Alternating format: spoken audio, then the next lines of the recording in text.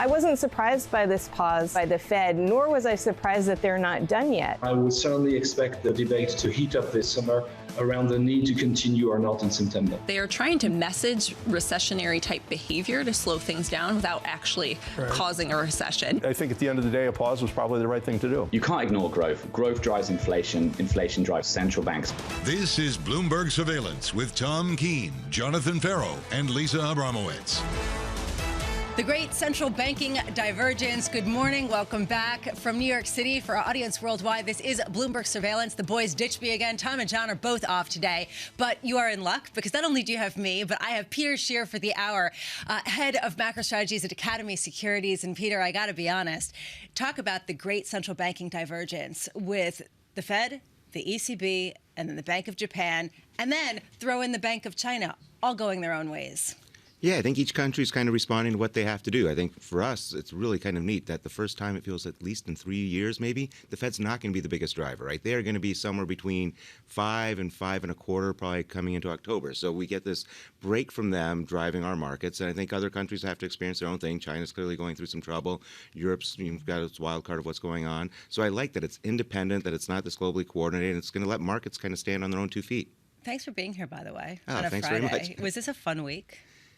It was an interesting week. Fed week's always kind of boring. The worst part of my whole day is that 8 a.m. till 2 p.m. on Fed day, because you're not sure what you're going to do, right? And any just trade you make is just a bad trade. You wait for it, you digest it, everyone's exciting. But again, this time we haven't had these huge moves. Yes, we've rallied since then, but I really feel the markets are kind of getting divorced from the Fed. We understand what they're going to do. It's a very, very high hurdle to hike. It's a very, very high hurdle, extremely high hurdle to cut. Let's just move on. You said that the emphasis is moving away from the Fed, and we've been talking about that for a couple of months now. Suddenly people are focusing more on the underlying dynamics of specific companies, of specific countries. Has big tech kind of divorced the market from central banking dominance? Well, they've certainly gone on their own path, right? And certainly there's been this AI theme, which is a great theme. I think we're looking at that. We're trying to figure out where that's going to play out, what's valued, what's not valued. I'm still a little bit disappointed, though, and I'm really looking to see whether it's the equal-weighted indices or the Russell 2000 catch up. Even yesterday, right, the Russell really lagged. And I'm not sure why we can't get this broader market rally. It's been so centric to big tech and a couple other industries, and I really want to see something broad develop here. Well, and one of the big questions underlying that is really the small caps, and A, whether we're going to go into recession, but B, whether we're really out of the woods when it comes to some of the banking issues. And yesterday I was really struck by this because I enjoy at 4:30 p.m. every Thursday looking at the Fed's balance sheet and all of their special lending programs because I have a fantastic life. But I'm curious from your vantage point, the fact that smaller banks or banks in general are borrowing more from the emergency lending facility from the Fed. Does that concern you? I think those smaller banks are going to go through this period where it's moved from people taking deposits away because they're concerned about the health and safety of these banks, much more just people, okay, where can I earn 5%, 4%? What am I going to do with this money? So I think there's going to be this slow bleed. I also think they're preparing. We're going to see, some new TLAC type rules come out. So banks are going to be forced to issue more debt. I think they're going to be forced to extend their balance sheet. So maybe they're preparing for that. So it's not overly concerning. And one divergence that really strikes me right now is two things that would normally be very positive for credit. So low VIX. So typically investment grade credit spreads respond very well to low VIX. We haven't quite seen that. And on the other side of it, the Russell 2000 tends to be correlated to high yield over time. High yield's doing very, very well, and the Russell's still lagging. So I think these divergences have to come together. Just to sort of sum up this week, does it make you more optimistic or less optimistic about a soft landing after all the central banking divergences?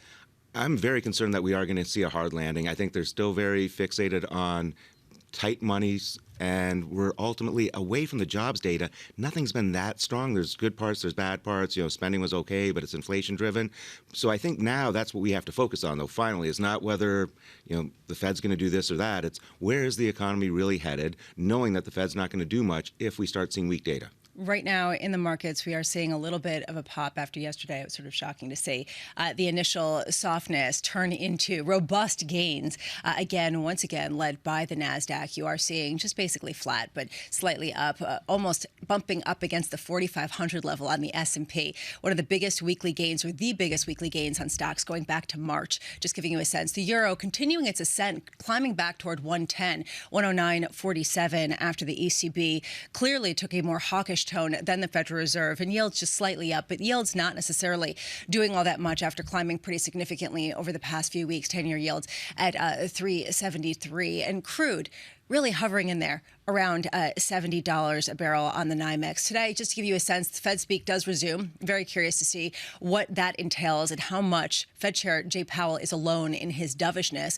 Fed Governor Chris Waller at 7:45 a.m. He's going to be speaking at a conference in Norway. Richmond Fed President Tom Barkin at 9 a.m. Eastern in Ocean City, Maryland. Today, this to me is going to be really interesting. French President Emmanuel Macron, not only is he hosting Saudi Arabia Crown Prince Mohammed bin Salman, but he also is planning to speak with Elon Musk to convince him to build a factory in France. Everyone seems to want Elon Musk to build factories.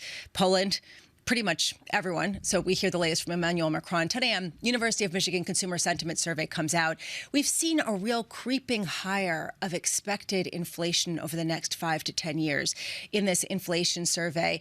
And before we get to our reporter, I'm just wondering, Peter, from your perspective, does that concern you? Are you starting to see on the margins the sense that perhaps people are just getting used to inflation being a bit higher? It doesn't really concern me, but I think it's going to happen. Our outlook is kind of 3 to 5% inflation for the next, 3 to 7 years. Partly, we really are seeing supply chains change, right? So we are developing more and more things domestically. There is going to be a higher cost to producing things, a higher cost of goods. I think companies also realize, right, when we looked at the building of a widget, right, it's $1 here and 80 cents a day in China, you realize there were a lot of hidden costs in that 80 cents that made it more expensive. We're going to monetize some of those costs, right? We're going to bring our supply chains closer. We're going to have redundancies. That is going to be somewhat inflationary. But the good news is I think it comes with jobs. It comes with more security, more safety.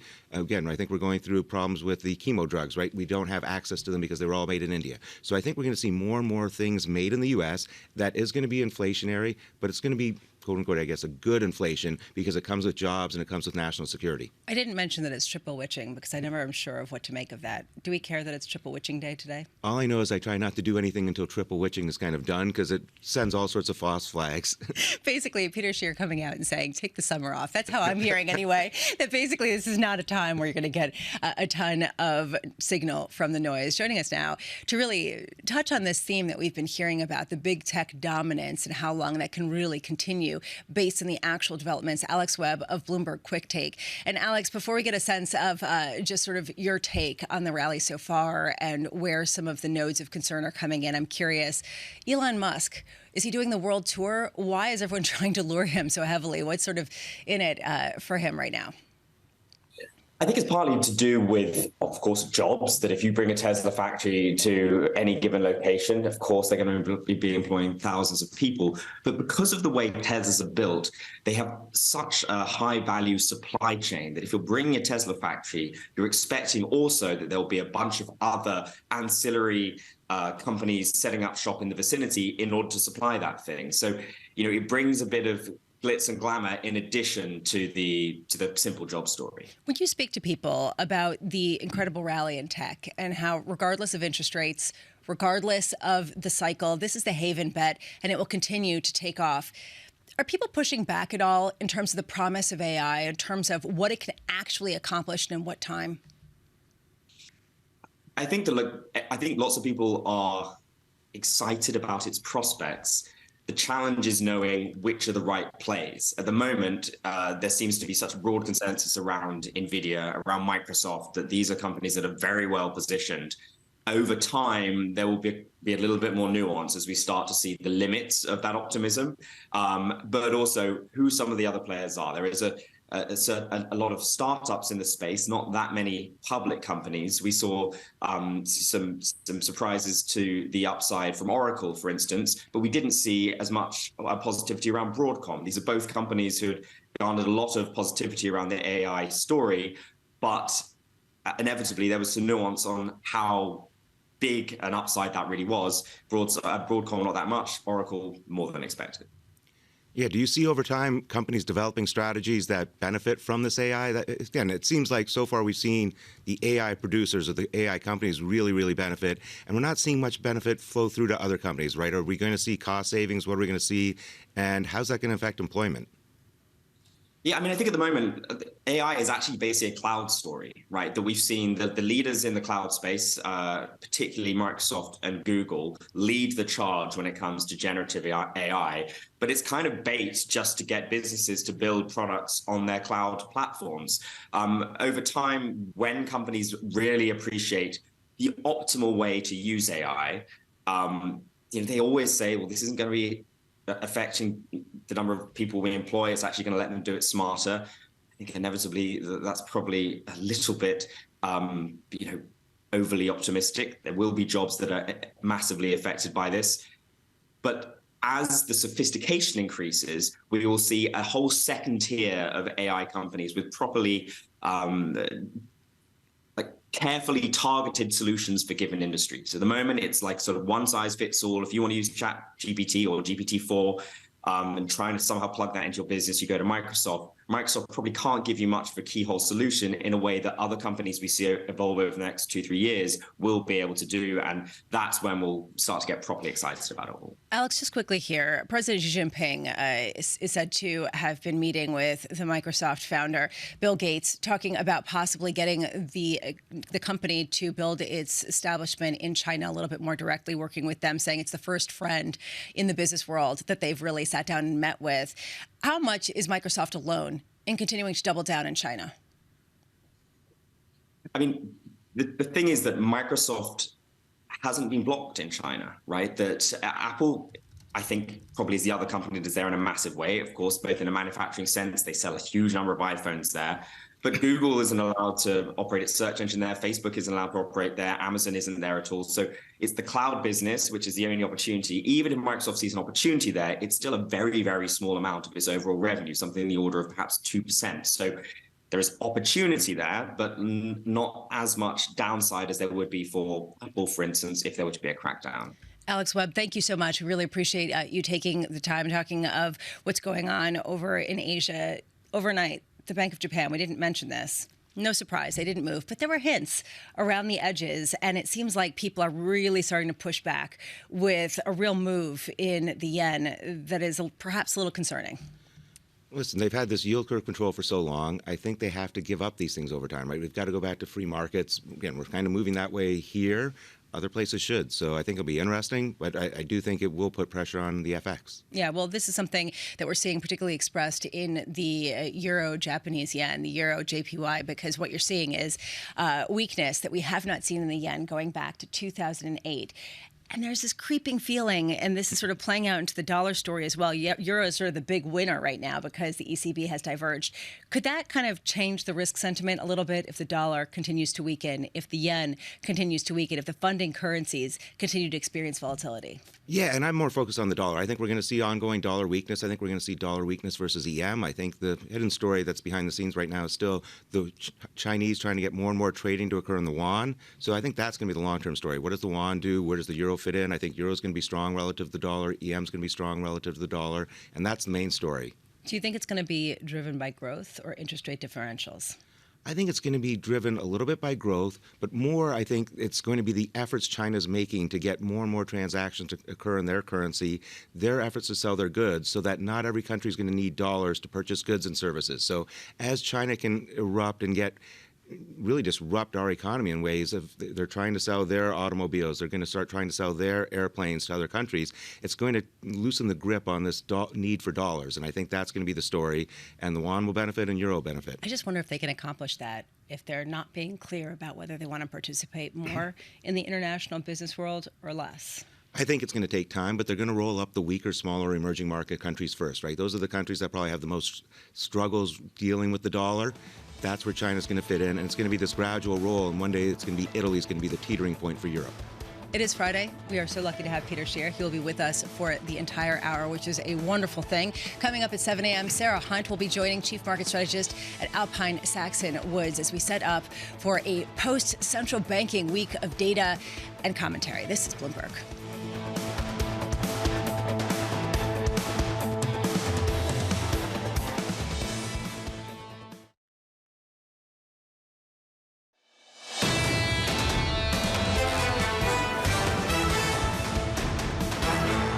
Xi has done done more work in containing China and affecting China's rise economically than anybody else.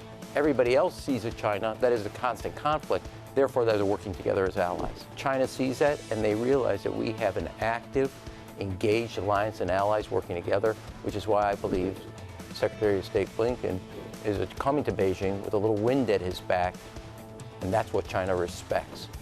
Rahm Emanuel, U.S. Ambassador to Japan, speaking within the past few hours on Bloomberg Television at a time when Tony Blinken is set to arrive, I believe, in Beijing on Sunday for talks that were delayed after the spy balloon was shot down. Peter Scheer with us still of Academy Securities for the hour, which is wonderful. And I'm curious from your vantage point how closely you're watching this meeting with Anthony Blinken to really get a sense of whether we could soften some of the tensions that have been really ratcheting up. Yeah, I think it's the most important thing, regardless of anything else going on geopolitically, is what China's up to, how we're dealing with them. And I think it's been, frankly, quite disappointing that we have really no relationships with them. We kind of had this separation. So this is an important step. I think it's a long way from soft landing or anything like that. It's the one thing I think D.C. is relatively in agreement on, is that we have this friction with China, that we have to figure out how we're going to compete with them in the current environment and in the future, where they're headed on things like AI. So this is an important step, but I think we're a long way from being friendly. One thing that's wonderful about Academy Securities is you hire a lot of generals and former military officials, and I'm curious what they're looking for,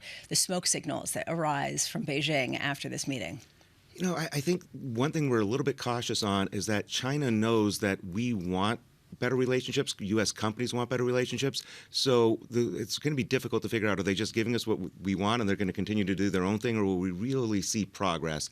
And to that, I think we're going to have to look, do companies really get more opportunity to sell there? What happens with their companies? So I think this is a little bit more for show, but at least it's a step in the right direction. Perhaps a little bit more for show, however, very important from a political messaging standpoint. How that's going to be translated into the population will be a big question. Greg Valliere joining us now, Chief U.S. Policy Strategist at AGF Investments. From your vantage point, Greg, how is this going to be positioned politically? How is this reading after people are wondering, again, whether it's prudent, whether it's a matter of who blinks first? Well, I think, Lisa, good morning. I think that there's virtual unanimity in Washington against China, a great deal of animosity in both parties, whether it's Chuck Schumer or Kevin McCarthy.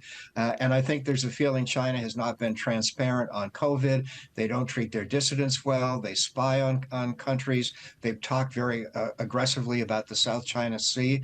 So while there might be a nice photo op and maybe things will look superficially better, we got a long way to go. Yeah, one thing we're seeing at Academy Securities, and kind of want your take on this, is it feels in the last year we've kind of lost some of our global presence, and China stepped up, right? They were able to negotiate this deal between the Saudis and Tehran. They're able to do things, I think, that China didn't really project before. Do you see that as a trend? Do you see us losing kind of this global position? Where do you see that?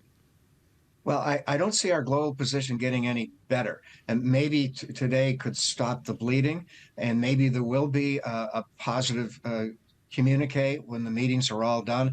But on specific issues, especially espionage, stealing of intellectual property, there's still big problems.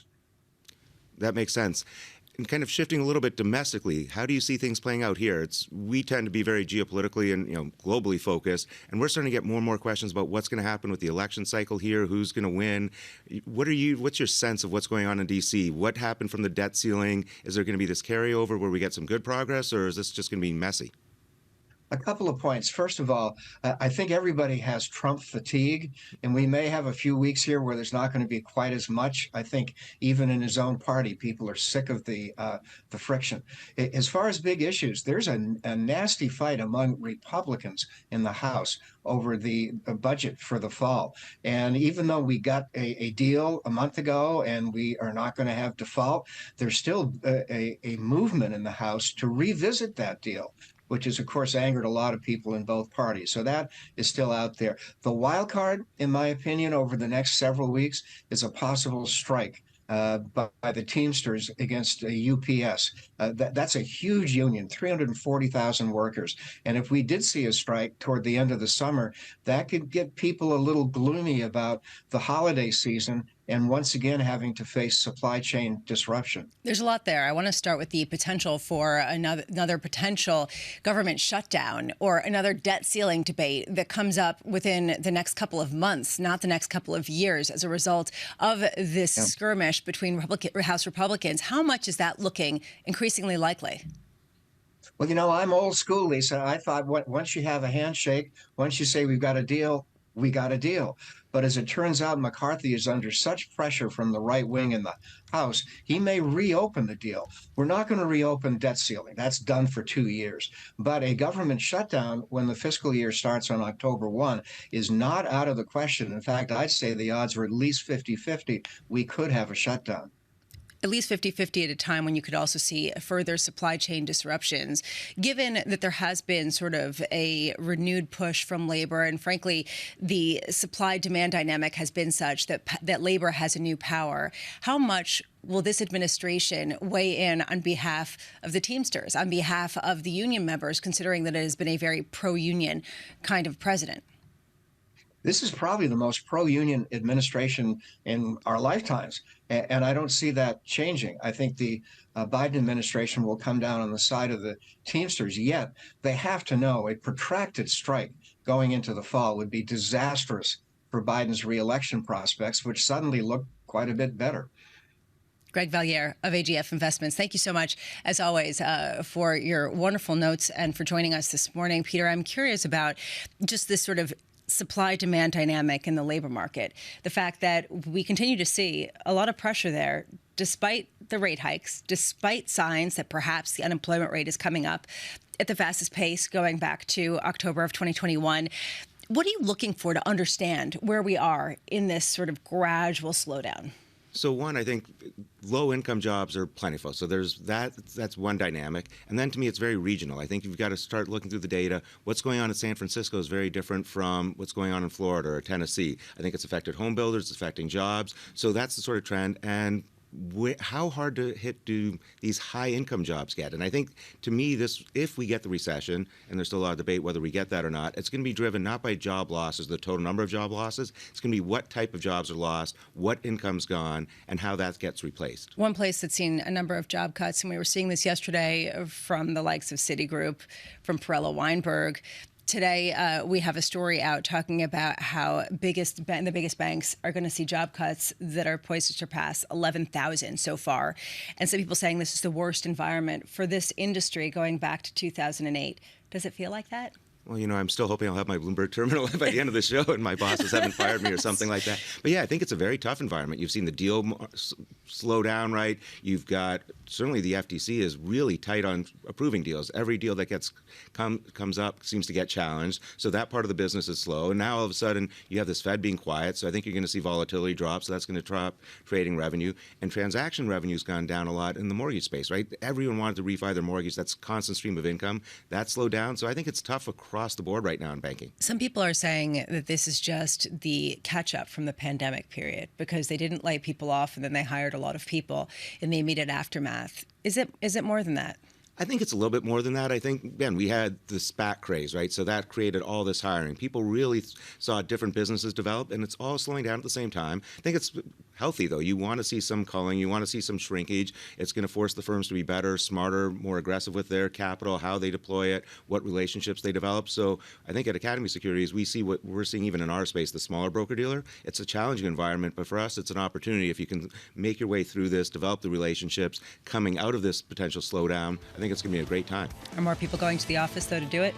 There are more people going to the office, definitely. I imagine that a bunch of the executives are looking to leverage this to bring a couple more people back into their seats. Coming up, we've got Rubeela Farooqui, Chief U.S. Economist at High Frequency Economics, to really weigh in on the labor market, what we are seeing, how much it's starting to shift or not.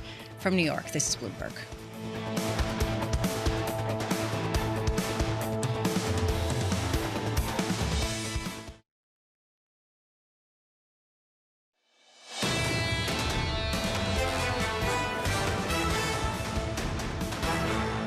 It has been the biggest weekly gain for U.S. equities going back to March during the height of the concern with respect to the banking situation right now. We do see perhaps a continuation of that. Welcome back. This is Bloomberg Surveillance on Bloomberg Television and Radio. Tom and John are both off today. Well, that's bad news and good news because you get Peter Scheer, who is with us for the hour, and that's a wonderful thing. Right now, we are seeing perhaps a little bit of a shift, but a pause ahead of what has been a really kind of tumultuous week with central banking decisions, Peter. Yeah, we saw the initial reaction to Powell's stock sold off, then they kind of recovered part of that, and then yesterday started weak again and then kind of followed through. So I think everyone's digesting what does it mean, and I think the good part is we're pretty much done with the Fed driving markets here for a while. The bad news is I think it's unclear what the next narrative is going to unfold. The AI story has played out very well. The recession versus soft landing story, I think that's what we're going to focus on for the next few weeks is where is this economy really headed and what valuations are correct in this sort of economy. Which is the reason why perhaps right now the most interesting area of the market is the currency market because people are trying to figure out rate differentials, but then also growth differentials. Your euro is definitely gaining against pretty much everything, bumping up against 110 when it comes to the euro dollar. And right now, the euro yen, to me, is one of the most interesting currency pairs after the Bank of Japan did nothing at their meeting, despite some concerns about inflation pressures and this feeling that the economy was stable. And this is leading to a weakness that we have not seen in the yen versus the euro going back to 2008. Peter, picking up on your point here, and I think it's a really important one, about the labor market, where we end up, kind of the growth, and that, just sort of the waiting in Godot kind of picture. Do you think that the Fed sent a conclusive message that it was bad, that they didn't necessarily have a unified conviction, or do you think that it's good? I think it's good right now. I think they're saying it's a extremely high hurdle to cut, and it's a pretty high hurdle to hike. So they're wanting to see how this plays out. The data is going to come through. I think the one thing that came across a little bit dovish is their fixation on inflation, and everyone kind of understands that the housing data is going to be deflationary because it's really lag data. Why we still use this lag data when everyone knows what the current state of housing is? It just seems insane, but they're going to rely on that. So I think that's why it comes across a little bit more dovish than maybe intended. But yeah, to me, they're a little bit behind the scenes now. It's like, okay, let's move on. Let's really figure this out because we know the Fed is not going to move much either direction for the next few months. And also because it's a slow-moving grind in a lot of the areas of the economy that need to come clear for there to be some sort of conviction. Joining to give us a sense of the biggest aspect, frankly, that the Fed is looking at, as well as a lot of investors, Rubeela Farooqui on the U.S. labor market, chief U.S. economist at High Frequency Economics. Rubeela, I want to start with the Fed, with their view on unemployment, and ask you if they are accurately reflecting the ongoing deterioration that we're seeing on the margins versus the overall payrolls number, which shows something very different. Right. Good morning. Great to be with you today. What we're seeing in the labor market is it's still a very tight labor market. Yes, there are some adjustments on the margins, but if you look at job openings, if you look at quits, if you look at, where claims are, we're not really seeing any, nothing to suggest that the labor market is about to collapse. So the labor market is still very strong. The issue really is the lagged effects of policy. At what point are we going to see that adjustment? We don't think this economy can, sustain 500 basis points of tightening without a response. So I think that's what we're focusing on. Yes, that adjustment, the initial adjustment that we've seen is very welcome. We do want to see the labor market loosen a little bit, that supply and demand rebalance. But we're not seeing it to the extent that the Fed wants to see. If you look at the claims numbers, that's what we're actually following very closely. The highest level since 2021 for 2 weeks. That really does not make a trend yet, but that is something that we're focusing on for signs of an adjustment that actually will give the Fed some comfort in terms of their policy actions working and them not having to do much more than they have already done. The 11,000 people who are getting laid off from big banks are going to listen to this and say, it feels perhaps a little bit softer. The tens of thousands of people who've been laid off from big tech companies may feel similarly. How much are we seeing an idiosyncratic recession in jobs in white-collar sectors that perhaps were overstaffed during the pandemic, but that's continuing to pressure the labor market even as lower-wage jobs continue to boom and continue to be very much robust? Right. And you're absolutely right. It has been very idiosyncratic. It has been very, sector-driven. And the pandemic has resulted in such distortions that it's very difficult to sort of say with any level of confidence that, these are the adjustments that we're seeing, and that this is what's going to persist, and what we're going to see on the other side of it. But you're absolutely right. There are adjustments going on. There are people who are losing their jobs. The real hope is that you are going to, the labor market is still strong enough that, those people are able to find other jobs. Now, whether that's going to happen in the tech industry or banking sector, that's really not clear right now. But yeah, you're absolutely right. It has been idiosyncratic. It's very difficult to call in terms of white collar versus, low-paying jobs.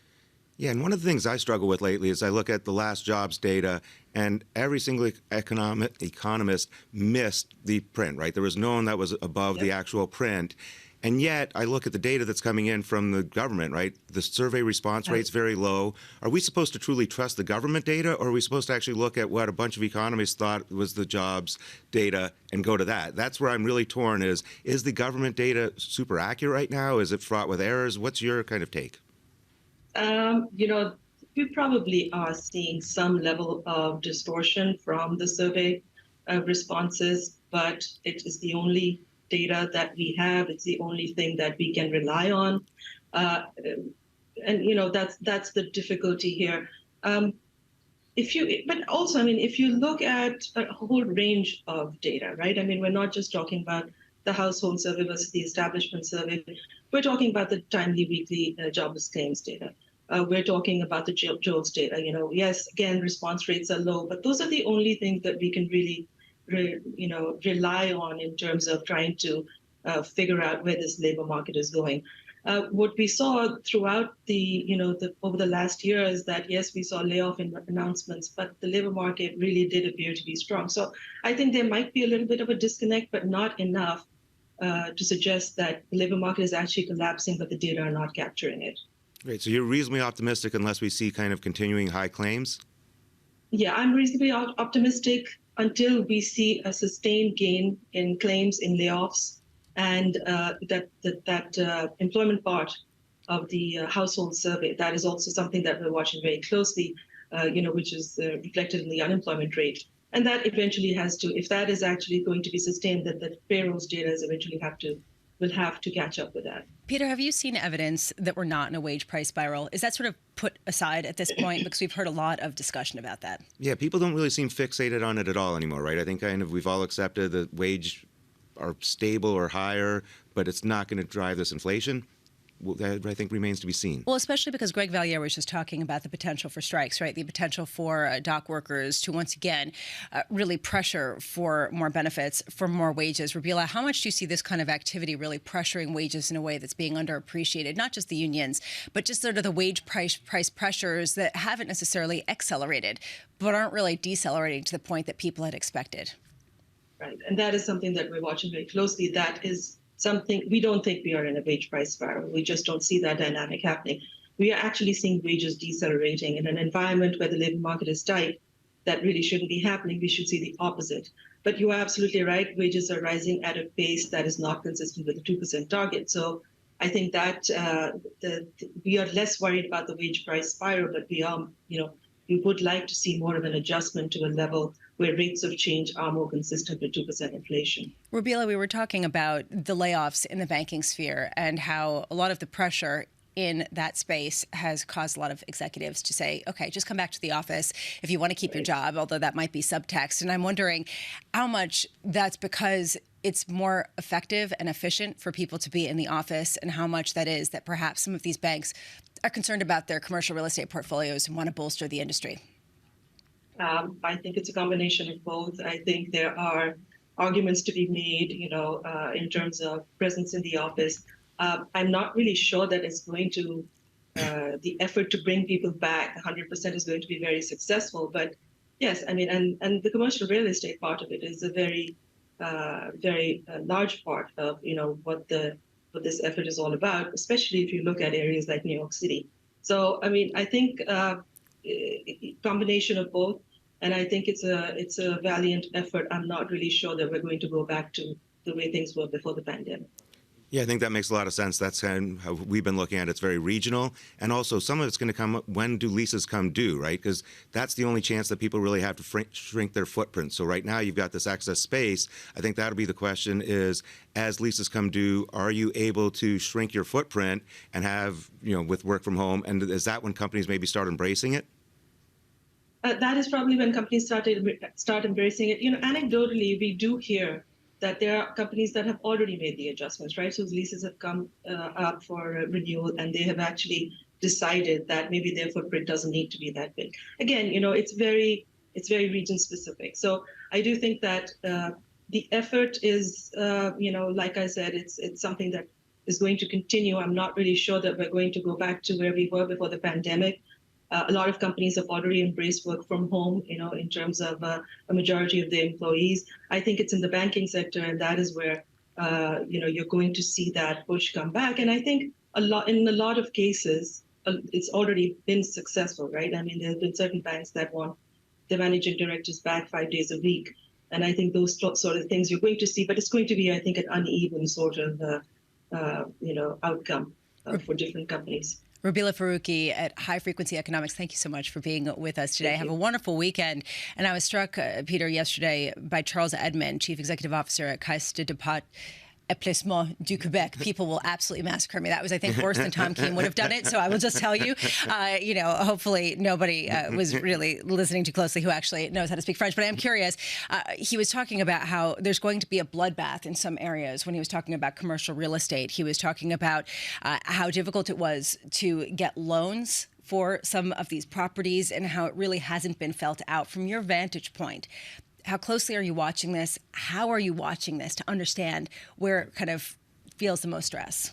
I think it's always going to be very regional, very local. I think, 2 weeks ago I was on your show, and that was the day they announced a CMBS deal that had 2 San Francisco-based hotels that did not pay on their CMBS. So I think it's going to be pockets like that, and it's going to be centered around some of the big cities. I think the places where you're hearing the crime stories, that's having an impact. You're seeing companies, whether it's pharmacies, start moving out or closing locations. So something has to be done to arrest that, or it's going to be the slow slippage. And it's when you see the neighbors move out, you see people closing down their businesses, less places to get lunch. Well, maybe we move out. So I think something has to be done. I think it's going to be a 3 to 5 year, maybe 7 year problem. It's not going to happen overnight, but I'm not seeing an end of it right now. I'm seeing it actually just starting to develop momentum.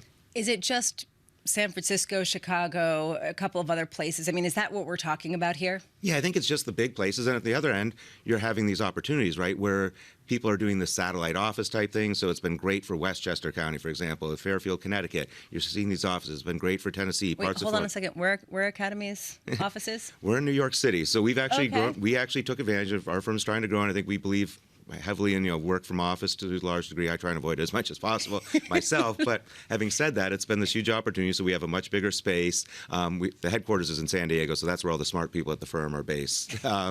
But yes, I think we're seeing that. But it's going to give people more flexibility, more ability to move around. You're seeing companies set this up, and people are going to have the flexibility. Are people going to take the summer off? Wasn't there a firm basically saying in Europe, they're basically saying you can work from anywhere for a month and a half of the year. Is the U.S. going to move to that model, or is it just Europeans? I've certainly heard some hedge funds doing stuff like that, where August you can work from anywhere. It's, it'll be interesting. I personally love being in the city in the spring and fall. Summer and winter, I try and avoid it. What's that? Peter, you're being called into the office after this. This is going to be a perpetual discussion as we face off. There's also going to be a discussion, and we will continue it, about the leadership in this market coming up, considering the fact that tech continued to lead all of the inflows and continues to break out despite interest rate fears, despite recession fears, even in growth fears. All of those coming together to support the NASDAQ, continuing to outperform today on a very, very slow day. Let's just be honest. Not a lot of action here. A little bit of dollar weakness, a little bit of bond weakness, a little bit of crude weakness. Not a lot to write home about. This is Bloomberg.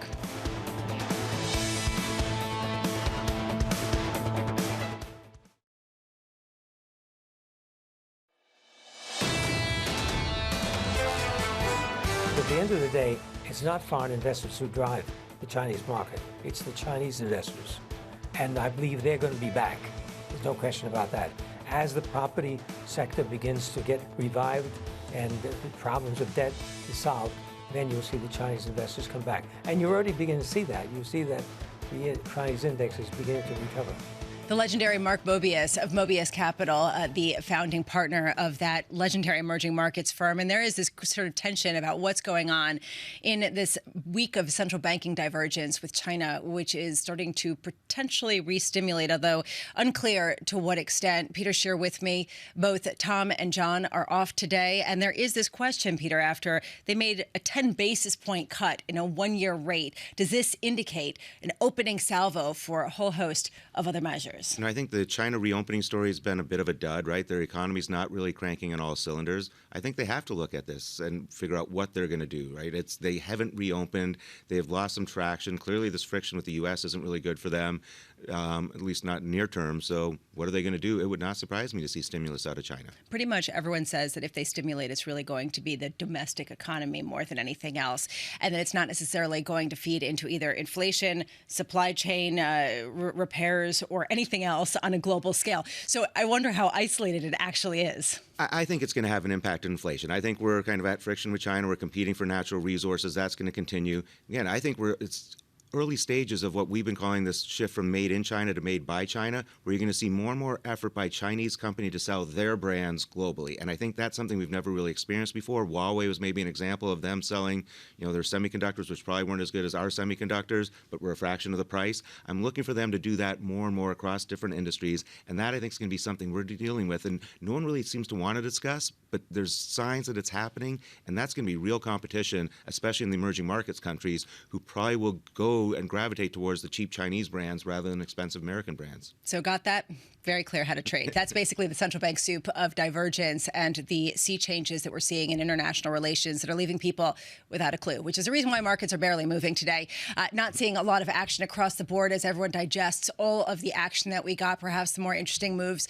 Crude is down about 0.8%, hovering around the $70 a barrel on the NYMEX level. But really, it is in the FX channel with the euro dominant, especially versus the yen, as people look toward a more hawkish ECB. Joining us now to give us perhaps a little more clarity than I just did, Jens Nordvig, founder and CEO of Exante Data and Market Reader. And Jens, what's your takeaway that we do have these divergent central banks? Is it just a matter of the U.S. getting out front, having a cycle that it had to deal with first and everybody else catching up? Or is this truly a splintering of the biggest global economies at a time of great transition? I think there's an element of both, right? So clearly the U.S. started to recover quicker. The stimulus was more aggressive in the U.S., and therefore the U.S. cycle has been more front-loaded, right? And then we have economies such as the Eurozone economy where the stimulus was slower and more drawn out.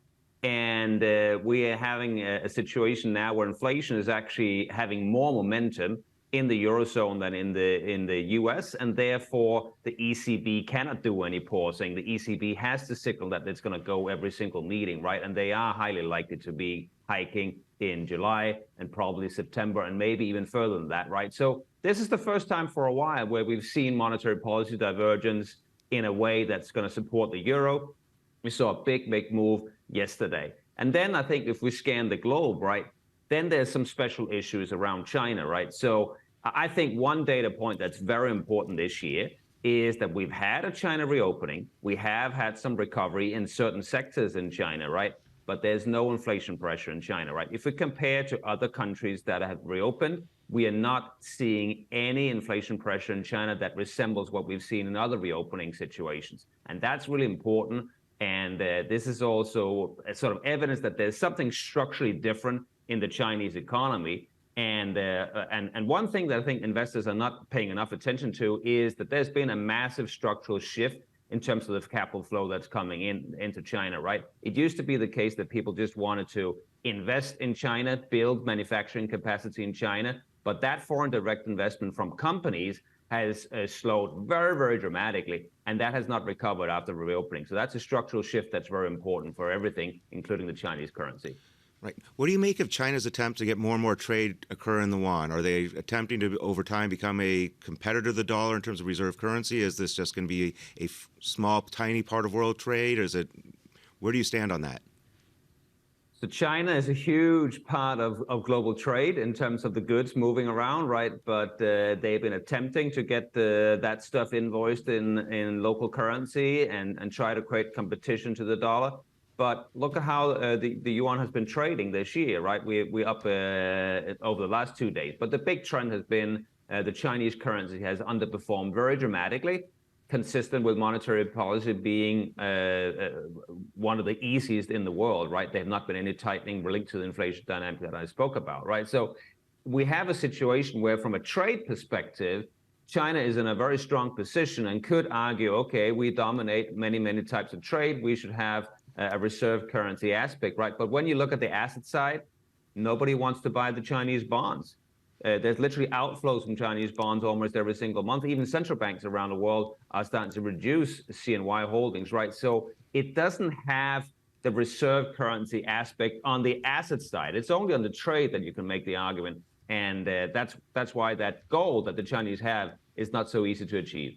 Yeah, that makes a lot of sense. And where do you see Japan playing out? I think that's a country we're seeing actually get a lot of benefit from people moving away from China, and their power in the region's important. And clearly their stock market's done very well. Where do you see Japan playing out in terms of the global economy? Yes, so I think if you sort of look at a situation where global multinationals are getting more cautious about investing aggressively in China, where are they going to build capacity, right? So there's a number of countries in Asia that have manufacturing histories. Japan is one of them. Korea is another one. And then there's newer countries like Taiwan and obviously Thailand and Vietnam too. And closer to the U.S., Mexico is benefiting from that, right? So we do have a number of emerging markets that are going to stand to benefit from that. Japan is a bit of a special case. They have their own demographic issues and so forth, but clearly the Nikkei is now moving in a way that's very interesting. And it's a very ironic situation. You have inflation in Japan that is running around 5% in terms of the momentum we're seeing on core, and financial conditions are easing, right? Bond yields are pegged at zero effectively, right? And equity indices are going higher. The yen is going weaker, right? So eventually this is going to create a problem for the Bank of Japan that they have to deal with. Given all of this, does it make sense that people are just looking at the divergences and saying, I guess there's only one thing to do, go into big tech? I mean, that basically was the theme of the week. Go into big tech, go into the euro. Those were the two trades of the week. Do they have lasting power? So I'm getting asked, if not every day, certainly every week, we're getting asked about, okay, is the AI trend a bubble, right? Is it overdone? There are certain companies where the valuations look pretty crazy, right? But I have to say, take a step back. We think about this technology, what kind of incredible changes it's going to create in the economy, right? And then we think about how relatively young this excitement about this trend is. Like really, only really a couple of months in. So given how big the structural shift these technologies are going to create, I don't think we run for very long in terms of investors really getting involved in these trends. Like I track global capital flows very carefully. Like one thing I track is, okay, what is the foreign money that's come into U.S. tech in the last couple of months? It's actually very limited, right? So it seems like foreign investors have kind of missed the AI turbocharged rally, and I wouldn't rule out that they're going to come in later. So I think it's too early to fade it. And then I would say in terms of other themes, emerging markets have had a very good run, right? So there are other asset classes that are on the move that have perhaps been forgotten about for many, many years. So it's not just tech. I would say the emerging market trends are pretty interesting and certainly something we've been watching. Jens Nordvig of Exante Data and Market Reader, thank you so much for being with us. And he's not alone, Peter, in talking about how perhaps there's more to run with this rally, even if eventually it will cool a bit. And I will just say Michael Hartnett over to Bank of America said that this looks like 2000 or 2008 with a big run up and then a big run down. Do you agree? I don't think so. Again, we haven't seen this widespread rally, right? The Russell's barely budging. A lot of the equal weight indices are underweight. And there is a real story behind what's going on with the AI. Maybe some companies are getting ahead of themselves. But again, if this is as transitional and transformative as it potentially is, It's going to be important. It's something we're spending a lot of time. We actually just added a geopolitical advisory board member who just retired from the Marine Corps, who is in charge of their artificial intelligence. So it's something we've got to get a handle on, because getting this right is going to really drive returns for the next several years, I think. Peter Scheer, thank you so much for spending the hour with us. We really, really appreciate it. I hope you have a wonderful rest of the day. Coming up, Sarah Hunt, Chief Market Strategist at Alpine Saxon Woods, speaking with a ChatGPT. Just kidding.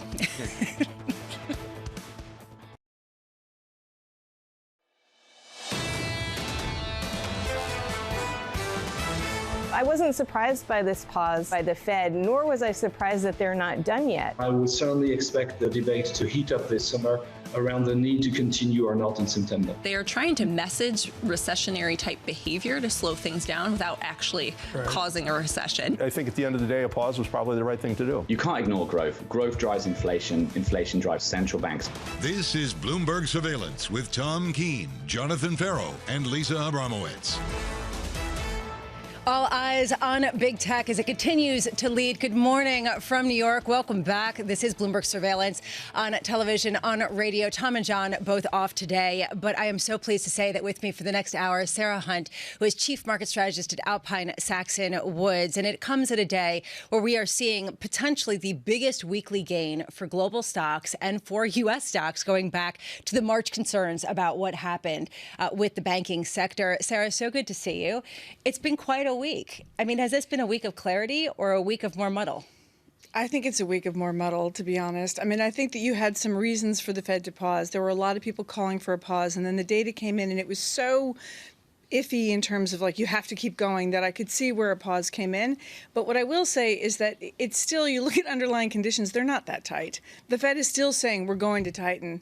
And I think that the reason you're seeing the conditions not so tight is because if you look at the Fed's balance sheet and you look at one of my brilliant colleagues put together a chart where he took all these components, you run that against the S&P and it tracks very well. The S&P is now ahead of that, but the Fed's balance sheet had overall been rising. That means that there's still a lot of liquidity. So that's one of the issues about not quite tightening the market. So it seems like people are looking at all of the vagaries and trying to understand the words from the actions, from the noise, from the other central banks around the world, and they're saying, we'll just buy NVIDIA and we'll be fine. I mean, that seems to be the theme that everyone is saying.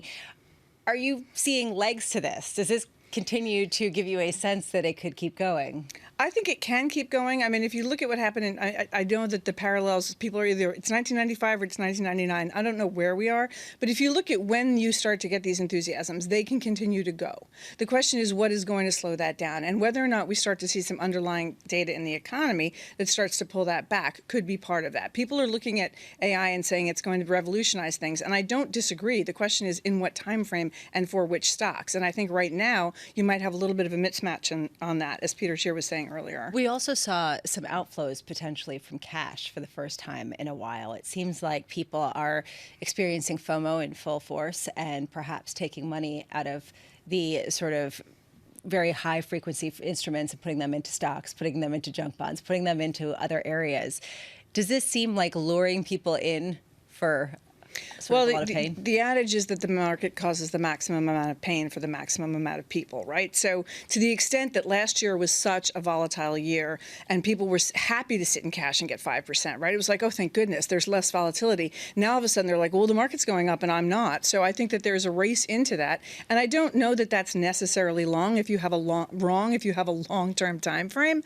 But if you have a shorter-term time frame, this could be a little bit to us one of those rallies that gets everybody excited about being in there, and then you start to see little issues and you wonder, can the equity markets hold up or are the bond markets more correct? And there's that fight that's going on as well. We're going to take a look at markets, and you can see not a lot's going on, and I'm wondering whether you have less conviction or more conviction after this week. Well, I guess the question is less conviction or more conviction about what, right? I mean, I think that the Fed is going to have to continue to raise rates or stay higher for longer. The market is not pricing that in. The market is start pricing in cuts that start now in November. Now, in March, before the banking crisis, those cuts were priced in to start in July or September. Now, all of a sudden, we're moving that out. If we really stay higher for longer, a lot of the theories of I don't have to roll over my debt yet, or I can wait to pick up a mortgage, or some of that activity, I think, becomes more of a question if if you have a higher rate level for a longer period of time. And that's what they seem to be signaling. Right now, we are seeing stocks sort of fluctuate between gains and losses, pretty much stable. Yields just slightly lower, readjusting, or slightly higher, I should say, basically unchanged, 3.73, and crude down just a touch, regaining some of the losses that it had experienced earlier in the day. The real move has come from what we saw over in the euro, particularly versus the yen, euro strength versus the dollar, euro strength that is the greatest strength going back to 2008 versus the yen as the Bank of Japan remained on hold. Today, what we're watching, Fed speak, including Fed Governor Chris Waller at 7:45 a.m. Eastern. He is at a conference in Norway, Oslo, and Richmond Fed President Tom Barkin at 9 a.m. Eastern in Ocean City, Maryland. Curious to see whether they indicate some disagreement with Fed Chair Powell about perhaps either not moving or how he signaled the actions going forward by the U.S. Central Bank. Today, French President Emmanuel Macron is hosting not only Saudi Arabian Crown Prince Mohammed bin Salman, but perhaps more interestingly, speaking with Elon Musk, saying, yeah, perhaps we're not a huge fan of Twitter, but we love your factories, and we would love a Tesla factory in Europe, in France, and he is going to be speaking later this morning with him. And at 10 a.m., the University of Michigan Consumer Sentiment Survey comes out. Very curious to see the forward-looking projections of inflation, the 5 to 10-year belief in inflation, which has crept up well past the Fed's goal of 2% to 3.1%. If that continues, what is the fear? And before we get to the sort of issue of the tech and sort of Elon Musk and his role in it, because he has definitely had a role in the tech rally that we've seen so far, Sarah, from your vantage point, how much is that something that we're seeing, this idea of longer-term inflation expectations becoming somewhat unmoored and really causing you to shift your belief in how long the Fed's going to have to remain, perhaps, in a restrictive stance? Well, I think that's part of why why the dot plot changed. And I think part of that is why they're emphasizing higher for longer. And I also went back and looked at expectations on the Michigan Sentiment, which is coming in later today. Went back and looked, okay, over the last decade or two. So they used to be a bit higher. They were running around 3. They dropped down to 2. They're back up to 3. The question is, when they were at 3, inflation wasn't there. It was at 2. We didn't get to 2 for a very long time. Chair Powell also had said back in the day when we couldn't get to 2 that we could stay higher for longer because we were lower for longer prior to that. There's a lot of tension in all of that. And the question is, where does that end up driving policy and expectations? And if people start to think inflation is more sticky, then you are going to have more issues with wages, which so far have not been as bad as people were worried about. And just to sort of build on this fear that perhaps rates will remain high around the world for longer, ECB member Wunsch was commenting this morning and said rate hikes may have to continue over in that region beyond September. Joining us now to talk about the race, not only to raise rates, but also to get Tesla to build some factories in European cities. Maria Tadeo, Bloomberg European correspondent in Brussels. Maria, why is it so interesting and, frankly, a bigger story that Emmanuel Macron is trying to woo Elon Musk today? Yes, and look, it speaks to the fascination when it comes to Elon Musk, but also the difficulty for Europeans to just kind of deal with the man, because you alluded to this at the start of the show, and I really think you nailed it. There's this idea of Elon Musk, the man that will tweet and owns Twitter, and at times is very controversial, and the Europeans, again, have repeated many times there is a code of conduct, when you operate in the European Union. If they have to fine you, they will do that. If they have to take you to court, they can also do that. But then, of course, you have Tesla and the jobs that provides, and one of the industries potentially of the future. So the Europeans find themselves in a situation where they want to keep an eye on what's going on at Twitter, maybe regulate even further. But if you ask any country, do you want a Tesla site? They will say absolutely yes. And that's the reason why Emmanuel Macron is meeting with Elon Musk today. He was in Italy, by the way, yesterday, where he met with the Italian Prime Minister Giorgia Meloni. And we also know that the Spanish are also interested on the site. And just to wrap it up, remember, there is already a Tesla site on the outskirts of Berlin. I was there when it opened. It was quite a show. Well, I'm looking right now at Tesla shares. They're up a cool 107% so far year to date, and about more than 50% in the past month alone. And this comes not only as people look to Elon Musk as a car builder, but also to this belief that he is going to create the electric vehicle charging network for the world. Maria, how much is that underpinning some of the renewed enthusiasm that European leaders have toward Elon Musk? Look, absolutely. And I think obviously there's a realization beyond that. And the idea that Tesla, as you say, could be one of those key industries, but could provide some of the key infrastructure for the European Union at a time in which there is a massive push to look to those alternative ways of driving a car and just build the entire network across the European Union. I think there's also this idea of just the influence that he carries for Emmanuel Macron in particular. Remember, he had a lot of pushback over the pension reform. He wants to move away from all that negative press, the negative cloud, and he gave himself 2 months to present a new, more vibrant French Republic, and maybe that's what it is. Remember, he said by the time we get to July 14th, that is a French National Day, he would have a plan to show the French Republic has turned the page on the French pension reform, which is very controversial, and look to a bright future. Maybe Elon Musk is somewhere in that bright future. Bloomberg's Maria Tadeo, thank you so much. The bright future that people have all been hoping for, Sarah, when they've been filing into Europe, and they've been avoiding the U.S., saying that Europe was going to have the new dominant leadership over the next year, 2 years, 3 years. Has that been dashed by the U.S. tech story? I'm not sure it's been dashed because I'm not sure that, I mean, every year's been Europe's year for the last decade, right? So it was supposed to be Europe's years, and then it was Europe's year. I think that because the ECB was raising rates and because people were thinking that the U.S. had sort of had a decade of a long market run, it was time for it to be someplace else. I think that the war in Ukraine has really been a problem for them. I think energy prices are going to continue to be a very serious problem for them on the industrial side and also on the personal side. I mean, on the spending side, all of a sudden natural gas prices in Europe have doubled again in a very short span of time because people went from, oh, it's okay, we got through this winter, oh my goodness, there's another winter coming. So I think that there are going to be some issues that Europe is dealing with, and that's tougher than some of the issues that the United States is dealing with, at least as of right now. So you are perhaps overweighting the U.S. versus Europe still? Yes. Okay. And we're looking at a situation where we're seeing that shift back, even if the dollar continues to weaken.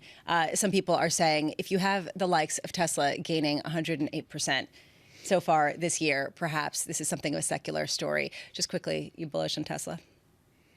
I think that it was a huge win on the charging standard. I think that made the fact that the stock had been rallying, which was a little bit curious to us, something that was at least had some real teeth behind it. So I think that is a very positive situation for them. Whether or not the stock is well priced here, that's another question for another day. It's one of those things where how do you even price out the hope and the promise of becoming a dominant player in an industry that is nascent but has a lot of promise? And this has been sort of one of the underlying angsts of the market at a time when you do have the artificial intelligence story driving so many of the names, NVIDIA among them, as well as Meta. I mean, honestly, if you take a look, and even Apple getting in on the game with my 13-year-old, 14-year-old son saying that he wants an augmented reality headset. And I told him, yeah, you can go work for it because I'm not going to shell out $3,500 right now. If you're just joining the program, we're seeing a little bit of a gain, basically stasis in markets. The S&P just below 4,500, 44.72 after the biggest weekly gain going back to March. We've also been seeing this ongoing bleed higher in the tech space, which we continue to look for. Today is triple witching. It has been a question mark around what that means. Sarah, I got to be honest. I woke up this morning and I saw that, and every time I see triple witching, quadruple witching, all I know is things could happen. So watch out. I mean, how do you interpret this? How do you watch out for it? Well, you've had such a shift in the options markets, right? We used to be able to look at the volatility of options and go, okay, we know what people are doing with options. Then you got zero-dated options, and then it's today's options. So how do I get a gauge for what's going on there? And what are people going to do? I mean, there's so many more types of hedging, and there's so many more types of looking at different instruments to use that I don't think it's the same as it was even 5 years ago. So I think it's hard to say what that actually means. It could be more volatility. I think that's the easiest thing to say about that. Which seems to be the way that everybody's discussing all of these things. Do you feel like this rally is real? That's a tough question. I think it's a little bit of trying to get everybody into a faster move. I mean, the question was what was going to make it go higher. AI started that. I think, as people try to figure out what to do with their options positions, are they rolling them over into more calls? Are they rolling them over into more puts? That could add to volatility. I think that it is tough to see at 20 times or nearly 20 times earnings on the S&P right now with the expectation of higher earnings next year. That's a little tough for me. Which is probably the reason why we still have people on the sidelines kind of tepidly wondering when will be the good time versus perhaps this is just luring in for some tougher times ahead. Coming up at 8 a.m., Neil Richardson joining us, chief economist at ADP, focusing very much on the labor market, the big question mark for a lot of the central banks around the world on a week of split central banking decisions.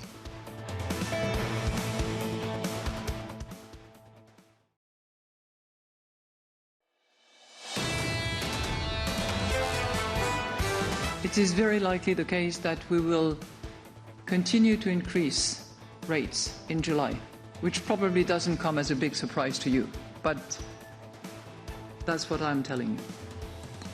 And this is so because we are determined to reach our target in a timely manner. A very consistent message from Christine Lagarde, president of the ECB, yesterday, coming out and saying inflation is running too hot for too long. It's going to continue to rise, and they're going to fight it. And this is one of the reasons why the only decisive move, other than a rally in U.S. equities and global equities, is the euro gaining steam versus all other currencies. Welcome back. This is Bloomberg. This is Bloomberg Surveillance. I am Lisa Abramowicz. Tom and John both off today. I'm very happy to say that Sarah Hunt is alongside me today as we try to parse through a confusing week of central bank divergence. Honestly, I do think, though, that, Sarah, the one takeaway has been a stronger euro, and it seems like people have conviction about that, at least in the short term. Do you buy into that? Well, I think the stronger euro is coming right now from the fact that Christine Lagarde is saying we are absolutely going to continue to raise rates. And the Fed is like, well, we're going to pause for a second, but really it's a skip. But don't say that out loud. I mean, there was a whole strange thing with that yesterday that said, OK, so if the Fed is just going to stop here and the ECB keeps raising rates, then that's attractive for the euro, right? So the question really becomes, what does the Fed do in July, and does that start competing again? Because it seemed for a while that's where the euro was strengthening of that early on, and then when the Fed started raising rates, it started to flip back and forth. A lot of people don't believe that the Fed is actually going to hike rates in July. The fact that there was no guidance whatsoever, the fact that if you really thought that it was so important to tighten further, why not just go now, right? I mean, there was this sort of feeling among a lot of people, stop trying to say something and do something else and expect us to respond. Are you in that camp? Well, I think the feeling about if you're going to do something now is also tempered by the other people going, you raised so fast. You need to step back and see what is going to happen now that you've raised so fast. So I think that they could really go either way here, but I'm not sure that we are clear exactly which way they're going, which is why I think the euro becomes more attractive in that moment where Christine Lagarde is very, very seriously saying we are going to raise rates here. If you haven't been following all of the festivities of the week, we got on Wednesday, the Federal Reserve putting on hold their policy for the first time in 15 months. Then the ECB came out yesterday, raised rates by the expected 0.25 percentage point to 3.5%, but they increased their inflation forecasts materially going out 3 years, and they ratcheted down their expectation for growth. We saw the Bank of China stimulate, the People's Bank of China stimulate just a touch. So a question there about moving in the exact opposite direction. And then the Bank of Japan doing what they do, which is remaining on hold. To understand the divergences, the crosswinds in the central banking world that was so active this week, Enda Kern joining us now, Bloomberg global economy reporter in Washington. Enda, it seems like the takeaway from these sort of split decisions is that each economy is in a very different place and that the one that's still fighting inflation the most is Europe. Do you concur?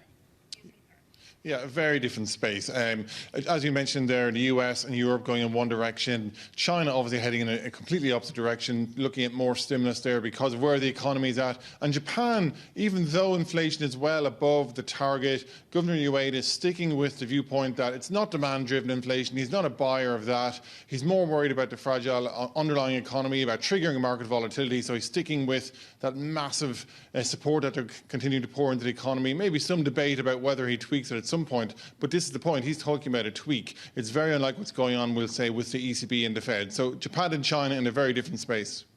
Well, that's interesting because it seemed like there was a question about whether or not the BOJ was going to change policy and change it rather quickly, or at least more strongly. So do you think that that's really a timing issue, or do you think that they've decided that they're fine where they are, and that's just because their inflation has been quieter than it has been in the U.S. and Europe? Well, there's some talk that it might have to lift their inflation forecast when it comes to July, so that will probably light up the debate around tweaking the YCC yet again. But since he took office a few months ago, Ueda has been very consistent that he's a continuity candidate. He seems very keen not to want to trigger broader market volatility, and he certainly is not, as I mentioned earlier, he's not a buyer of the inflation story in Japan. He said overnight that it's not being demand-driven. So it seems, though, at the very least, even if tweaks do come with the Japanese policy, and there's plenty of reasons why they should, not least given the distortions in financial markets, it doesn't sound as though there'll be major tweaks, at least not in the near term. And obviously, though, if they were to move, that would be a significant surprise. One of the big takeaways for me this week, is that there is perhaps a question around the credibility of the Fed about why they didn't go if they really believed that there was further tightening that was necessary. From your vantage point, based on market positioning and based on the reviews from economists that you've been speaking with, how much do people think that the Fed did the right thing in pausing and then messaging some sort of hawkishness that left a lot of people scratching their heads? Well, I think there's a view, Lisa, that, look, people can understand why they're trying to signal this hawkish viewpoint, because if they were to do the opposite, the market would go to town on the idea that the Fed hiking cycle is over. They would start pricing in rate cuts, and of course that would undo some of the Fed's work. So there's some logic to it. But again, to your point, nobody's really buying the idea that maybe they are serious about going again. I think a lot of people that I spoke to and in the reaction that I read were making the point that really the Fed are on a fingers crossed month by month that they might be done by now. Maybe if there's a significant upside surprise, they will have to change course and tighten again. They've made it clear they have that option.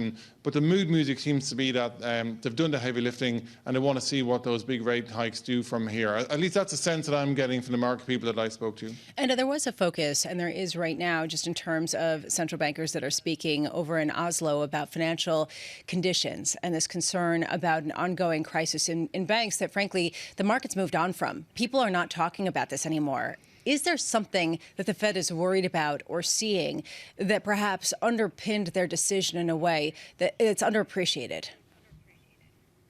Well, that was one of the astonishing things of the press conference at the Fed. I mean, I think most of the press conference passed before there was any discussion of the banking crisis, which was or banking shock only a few months ago. I think, Lisa, policymakers are concerned that there are still cracks hidden under the system. Look what happened in the UK last year. Look at the shock that we had with the US banks a few months ago. Rates can't rise at the clip that they have without leaving some kind of collateral damage. And this comes up in chats that I've had with policymakers, not just in the US, but other people visiting here over the last few months. There's definitely a sense of nervousness. Nobody's quite sure where it's going to turn up. Residential housing was the obvious one. That's not really playing out the way people expected, though. So I would say the Fed and others are very cautious about where the pain from these rate hikes eventually might surface. And thank you so much for being with us. Enda Curran of Bloomberg. We really appreciate that. And I really do think that the banking issue is sort of underpinning, in some ways, the fear. Is it off the table? I mean, do you think that that was part of, Sarah, the decision that the Fed made to just wait for a bit? That's a really interesting observation. And I think, to the extent that housing is a little bit constrained by the fact that people don't want to get rid of their cheap mortgages to get more expensive mortgages, but whether or not the banking crisis was visibly solved, so far it seems to be the case, but there are still a lot of people holding assets that are underwater relative to that fast move in interest rates. So maybe that's part of it. But if that's true, they're going to have to keep them higher for longer, and that's going to be the issue. Do you know anyone who has a mortgage with rates at 7%? No. Do you know anyone who's borrowing at 12, 13, 14, 15% rates? No. Right. So this is the issue. How much are we actually seeing transmission of rates where they're at? Well, that's, that's sort of the issue. And a couple of weeks ago, there was somebody on Bloomberg talking about the fact that the home builders have ability to make that less painful for home buyers in the near term. So you're seeing this big move on the home builders. You're seeing a lot of activity, which also picks up employment on that side, because existing home sales are much lower than they would normally be as a percentage of home sales. And if they can be subsidized by the home builders, then that transmission isn't going through yet. The question is, if they only are going to hold them at 5% for 6 months and they're going to start cutting in November, it's not as much of an issue. If they say, no, we're going to keep rates like this for a year or two, that's a different story. And we were speaking yesterday with the CFO of Ford, and he was talking about how their credit arm is having its own proprietary data that shows the credit valuations. Basically, they can lower the rates on some of these auto loans that they can continue to sell at a rapid pace. And this is sort of one question. How quickly is this transmission mechanism of higher yields getting out into the U.S. economy? 10-year yields, 3.72%. 0.5%, up just marginally after a pretty substantial whipsawing week. A little bit of dollar weakness, 109.54 for the euro dollar, and looking at S&P futures basically going nowhere. This is Bloomberg.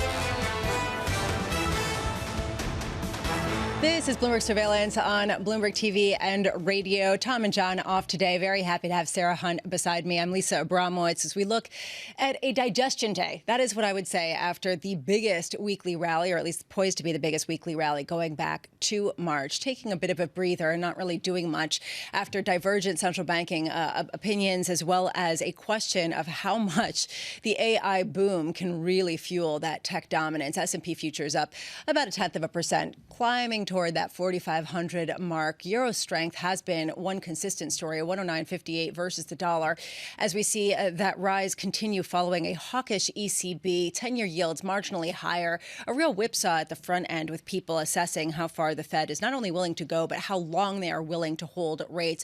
3.73% on the 10-year, and crude just marginally lower, softer, but has risen just a touch from lows as low as $68, $67 a barrel on the NYMEX, as people game out the dynamics of slower growth with perhaps slower demand from China, with perhaps technical moves that people talk about. Just to give you some sense of some single name movers, and Sarah, I'd love you to weigh in, but Adobe really weighed in on the AI craze.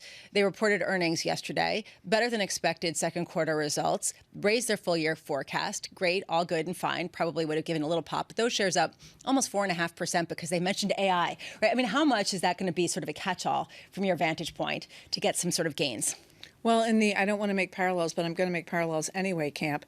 It's very much like you put a .com after your name and all of a sudden you're an internet stock. I think that there's plenty that Adobe can do in the AI space. I think it's not wrong to emphasize it. I would if it was up to me. I mean, if you could make a credible story for that, why wouldn't you? It's currently the flavor of the month. It could be the flavor of the decade. We're not sure yet, but if you can do something with that, I think you will. I think everyone's going to layer into that, and then the question becomes, when are you actually monetizing that? How do you parse out the reality from the fiction? Well, I think if you can show better earnings and you can show better revenue, and you can say this is generated because of this, or maybe there was a coincidence and you had a great quarter and you threw AI in there. We don't know yet because that's not, you're not going to see that on the first release. You're going to have to wait until you get through companies a couple of releases and really see what's driving things. The next stock that I wanted to take a look at was Kava, falafel balls, and other types of Middle Eastern market spice. It went public a couple days ago, doubled on Thursday's debut, and yesterday it's continued to see gains ahead of the market open today, 3.24% gain there. And Virgin Galactic, this I find fascinating. Those shares up a cool 40% after saying that it's planning its first commercial passenger space flight later this month, June 27th to June 30th. And I have to wonder how that's going to really sell. I hear it's actually going for quite a bit. Would you be interested? Are you going to be among the first passengers? I am not going to be among the first passengers. Even if I were interested, I'm fairly certain that the price tag on a journey like that is not going to be a small one. But I can imagine that there's quite a few. I mean, you don't need that many early adopters to make that a pretty good thing to do, right? You need a handful of people. But it just really strikes me. And before we move on, because to me this is a sort of time's kind of question, a time of the moment issue where people are piling into the next best thing in tech and perhaps asking questions later. Have things started to feel a bit frothy in that sphere, in the sense that people are so caught up in the promise of new technologies and secular growth that they're perhaps not able to even focus on the balance sheet as much? I think that's exactly what happened, which caught this AI rally that was allowing this S&P to break out of its range. Once the S&P broke out, then you need a hook, right? So the hook was AI and how it was going to transform things. Now, again, I don't think that I'm not here to say that it won't transform things. I know a technology analyst who said, this was as exciting as getting an iPhone in my hand. But the question is, it took a long time to develop that ecosphere. How much of that ecosphere develops and how quickly? But people also wanted a reason to be positive, I think. And I think that this gave them something to say, I can hang my hat on AI now. I don't have to worry about those annoying things like valuations and fundamentals. Just want to point out, my colleague Joe Weisenthal here at Bloomberg wrote this story that the Kroger CEO, Kroger, the grocery store chain, mentioned AI 8 8 times on company earnings calls talking about some home chef menu options and other potential ways that they could leverage AI. So everyone is a tech company, including grocery store chains. Let's take a look at what's going on with the central banking divergence, how much the sort of perhaps lack of drama on that side is allowing people to get caught up in other stories, or perhaps just focus on the reality of the hope in other stories, whichever way you believe. Guy Labat is joining us now, I'm so happy to say. It's been a long time. Guy Labat, Chief Fixed Income Strategist at Janney Montgomery Scott.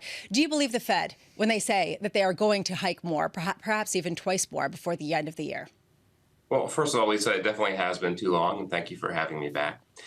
I find it unlikely, though nothing is certain given the responsiveness to a lot of short-term economic prints. But I find it unlikely the Federal Reserve is going to raise interest rates again for this portion of the cycle. There are extremely few historical examples of the Fed hiking, pausing, and then resuming hiking, first of all. Really, I suspect what the Federal Reserve wants to avoid here is a stealth easing through which they announce that they are finished, and then the markets begin to pull forward rate cuts. So by saying, hey, we might do it again on the hike side, the Fed in part avoids that accidental easing syndrome. Mickey, how much is this really questioning the Fed's credibility? Because if they're trying to use rhetoric as a monetary policy tool and people aren't buying it, you're saying they're done. Morgan Stanley's saying they're likely done. The market's saying, we'll give you a 60% chance of hiking rates in July, but after that, you're done. I mean, doesn't this sort of question their ability to use rhetoric as a way to jobber the market into submission? Well, forward guidance is rhetoric, and they've been using it relatively effectively over the course of the last year. Granted, in many respects, it failed prior to that. However, the Federal Reserve can ultimately make whatever rate decision they deem necessary, and the markets will snap to that decision if it actually does happen, and that is the essence of credibility. It's not necessarily whether Fed forecasts are right or wrong, but whether they follow through and commit to doing and the market responds to what they've committed doing. And so far, that's been absolutely the case, and particularly over the course of the last couple of days or so, as interest rate cuts later in 2023 have been priced out of the markets. That is essentially the market saying, yeah, they're perfectly credible in their outlook. So I have a question for you, Guy. If you look at the other tools that the Fed has, because the question really has been, what are they doing with rates, but also what are they doing with their balance sheet? Because as the balance sheet expands, that's more liquidity, that drives risk assets, and the whole picture that we had from basically the financial crisis until fairly recently. So what are the other tools, and where do you think that they're going to come down on using those, even if they pause here and leave rates higher?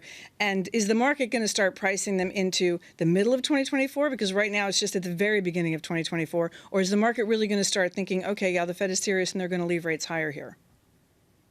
So with regard to tools, specifically the size of the balance sheet, I think it's important to separate out some of the emergency or semi-emergency measures, such as the, forgive me, I forget the acronym, but the DTFP that was announced back in March. Separate that from the economic stimulus tools, such as quantitative easing, which are really designed to be more systemic in nature. So in terms of the economic stimulus tools, I fully expect that QT, the wind down of the Fed's balance sheet, will be give or take on autopilot until which point we run into evidence of scarce reserves in the banking system. Our best guess on that is the middle of 2024. Granted, there's a lot of uncertainty about that number. So I would expect QT to be functionally on autopilot until that period. And realistically, I don't think rate cuts are going to be a high probability until that happens. My sort of running public joke is that Jay Powell was wandering around the halls of the Eccles building saying, I will not be Arthur Burns, right? He doesn't want to, and he said this very, very publicly, repeat what he and his colleagues see as the mistake of the 1970s by easing off the pedal too early. So as a result, I think it's going to take a relatively large economic downturn, which is not in our forecasts, in order to cause a rate cut or some unpredictable financial catastrophe, which obviously is unpredictable. We don't have in the forecast. So that mid-2024 rate cut period, I think, is a good base case for fundamental reasons, even though the markets are obviously not pricing it at this point. And how far will the Fed's balance sheet be wound down in that mid-24 area? And to the extent that, that if cuts really do come, then where's inflation? Where would you expect inflation to be? Because that's still fairly sticky. I mean, it's come down from the highs, but in a lot of cases, it's not as benign as people are hoping for. And do we end up in a period where we just allow for higher inflation? Yeah, so first on the inflation point, the economic outlook is unusually uncertain at this point. And that has to do largely with the fact, at least in our view, that different components of economic activity are moving at very different paces, and in some cases, very different directions. You can obviously imagine the stresses that are likely to come in commercial and real estate construction as the regional banking industry provides less capital to that. That's a pretty good source of possible economic downturn later this year. At the same time, jobs growth is strong, income growth is strong, and the consumer provides a little bit of support. So different areas of the economy are diverging. That makes it very, very hard to have sort of a top-down macro forecast. It appears that inflation is slowing. I do not have a good evidence one way or the other of what it is likely to descend to. A hunch that it will be slightly higher than it has been for much of the period call it from about 2000 to 2020. I suspect that should be enough for the Fed to declare mission accomplished, metaphorically, of course, probably relatively soon as those month-to-month prints decline. Gila Boss of Jenny Montgomery Scott, thank you so much. Enjoy the long weekend. We appreciate you being on, but that lack of certainty seems to be what's underpinning people getting sick of just imagining the worst and going into the specific stories. Here's one of them, that Intel and Micron are planning to spend billions of dollars on new plants outside of the U.S. We keep hearing about this, these U.S. companies that are building, whether it's Tesla building a factory somewhere in Europe, they're all trying to woo him versus, even Microsoft having conversations with Xi Jinping. I wonder if, again, this is the new story. It's like who can sell it the most internationally, and then that's really what's going to drive people with some certainty rather than the sort of mumbo-jumbo of what's going on macroeconomically. Well, and you also see there have been a lot of announcements about building things in the U.S., and have you really broken ground on them, or are people making those announcements? And when they're talking about doing that in Europe, are they really, or in other places, are they going to do it, or are they just talking about doing it? I think that the supply chain issue has been obviously still something that is a problem for a lot of people, and they want some security of supply. So I think that there's a real need to do some building in areas that are not traditional, but at the same time, are we really going to do that? Because it's going to be more expensive, and consumers don't like to pay more for things. So there's a real tension there between what can I charge for it versus where do I want to make it. Yeah, this is definitely a question of how much, again, is noise versus signal. All of these sort of question marks on a week that perhaps is ending with a whimper after a lot of bangs from the central banks, given all of the cross currents of different economies at different phases in fighting inflation. The U.S. going one way, pausing, the ECB going another, hiking rates, and the euro rising. And that has been the one clear trade. If you're just joining the program, the S&P is actually higher by 0.1%, gaining steam as the session goes on. We've been looking at this rally, and I really, Sarah, want to talk to you about whether you are seeing a broadening out in a way that gives you conviction, kind of how you've shifted your mentality heading into the second half of this year. So I think you are seeing a broadening out. I mean, if I think about some of the places where we're looking, there's an ancillary effect to AI. If you think about things like data centers and you think about things like computer chip maker, the equipment makers, there are places that have not had this massive AI move. They've had some move, but not quite as much as some of the darlings of the AI world right now. And I think that it does, I mean, there is an argument to be made that this will be something that people can use to boost productivity, which has been on the wane lately. And so I think that there are some definite reasons to be positive about it. The question again becomes, do the valuations just run so far away from you that you think, okay, are they going to grow into that, or do they have to come back before, and do I get another chance? And right now there's the FOMO that you mentioned earlier. That seems to be driving so much right now when people are pulling money out of cash and they're pulling money out of money markets and they're trying to, I got to get back into this market. I think that is where the excitement about the new technology is perhaps overstepping what the new technology can deliver in the near term. We're not sure yet, though. But we're not. You don't know whether we're there. So are you just sort of like holding pat?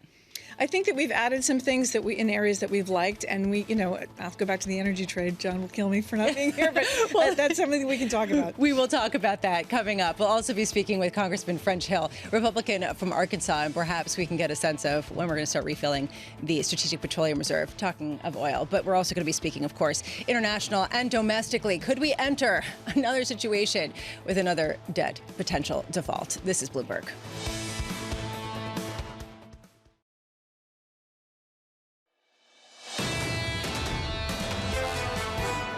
Xi has done more work in containing China and affecting China's rise economically than anybody else. Everybody else sees a China that is a constant conflict. Therefore, they're working together as allies. China sees that, and they realize that we have an active, engaged alliance and allies working together, which is why I believe Secretary of State Blinken is coming to Beijing with a little wind at his back, and that's what China respects. That was Rahm Emanuel, U.S. Ambassador to Japan, speaking earlier this morning as Anthony Blinken, Secretary of State, heads over to Beijing, probably getting there around Sunday for talks that had been delayed after the balloon incident, the spy balloon incident. I do want to bring you this. Lisa Abramowicz here, Sarah Hunt as well. Not here is Tom or John. They are off today on a well-deserved day off. I am not going to call it assignment as Tom would, and I'm not going to say that they're on sabbatical. A day off can be a good and beautiful thing. We are getting some heads from the Fed Governor Waller. He's talking, Chris Waller is speaking in prepared remarks saying the U.S. financial system is resilient enough to handle large shocks. So speaking to the potential fear of some sort of banking crisis. Financial stability essential for the Fed to meet mandate.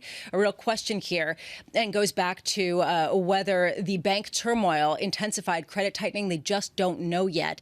And they talked about the tools that they have to really address some of the potential buildup in financial risk. We saw those tools in cold relief last night when they came out with the latest of their emergency lending facility rising to a new all-time high, exceeding $100 billion. As we talk about this, there is a real question of where we are in the economy and how the government will actually respond with respect to cuts, with respect to fiscal tightening. And joining us now, especially at a moment of huge debate, is Congressman French Hill, Republican from Arkansas. And I want to start there, especially, welcome, by the way, to New York. I want to start there, especially because there is this increasing fight among House Republicans right now about whether to cut spending much more substantially, maybe raising a question around whether we have to discuss defaulting again in a couple of months. Where do you weigh in on this? How concerned are you? Well, we have our fiscal constraint deal that we struck between House Republicans and President Biden, and that's put in place, and that governs the top line for appropriations. And now both the House and Senate are working to pass those 12 appropriations bills, and that'll be what tees up, as you say, a spending fight this fall, potentially, as we attempt to pass all 12 of those bills at the agreed-upon level in the fiscal restraint measure or below. And so that's the issue. But let's be clear. Discretionary spending is 40% higher than it was just before the pandemic. So we're spending $2 trillion more per year on spending in this country than we were before the pandemic. And so there's an effort, and I think we've made that clear, that we should lower that rate of spending growth and cap it, and that's what we did in this bill. Although Greg Valliere, who was on earlier of AGF, was saying that he's been in this business a long time and he's never seen anything like this, to agree on spending a certain amount and then retracting it, to essentially say, okay, well, maybe not. Well, that's not what the deal is. That's not what the deal. I think this has gotten exaggerated in the press.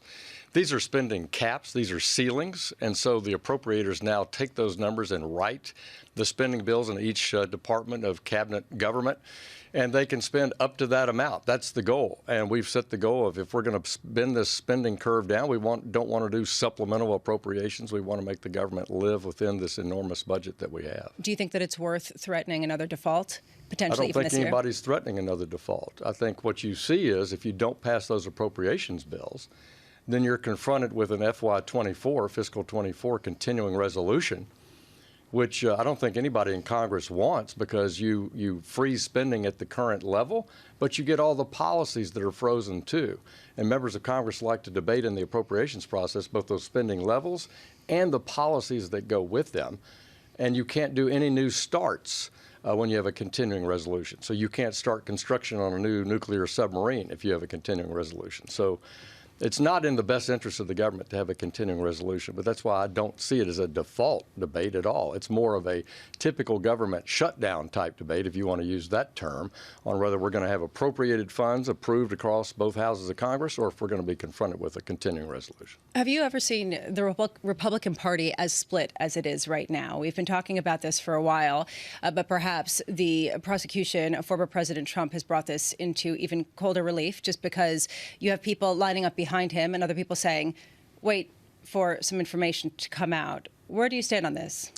Are you still talking about spending, or are you talking about President Trump? I'm talking about President Trump. Yeah, President Trump. Well, look, I think he made this situation a lot worse by the way he handled the interactions with the government regarding the Presidential Records Act. So I think he's made the situation a lot more challenging. I do believe that we need complete reform on how we handle classified information. We just saw the news this morning that this young man, National Guardsman out on Cape Cod, is facing 60 years in prison for releasing and distributing classified information. I think this sends a lot of confusing messages to the American people. We didn't make sure those rules are fair, clear, and that presidents abide by them and everybody else in the government abides by them.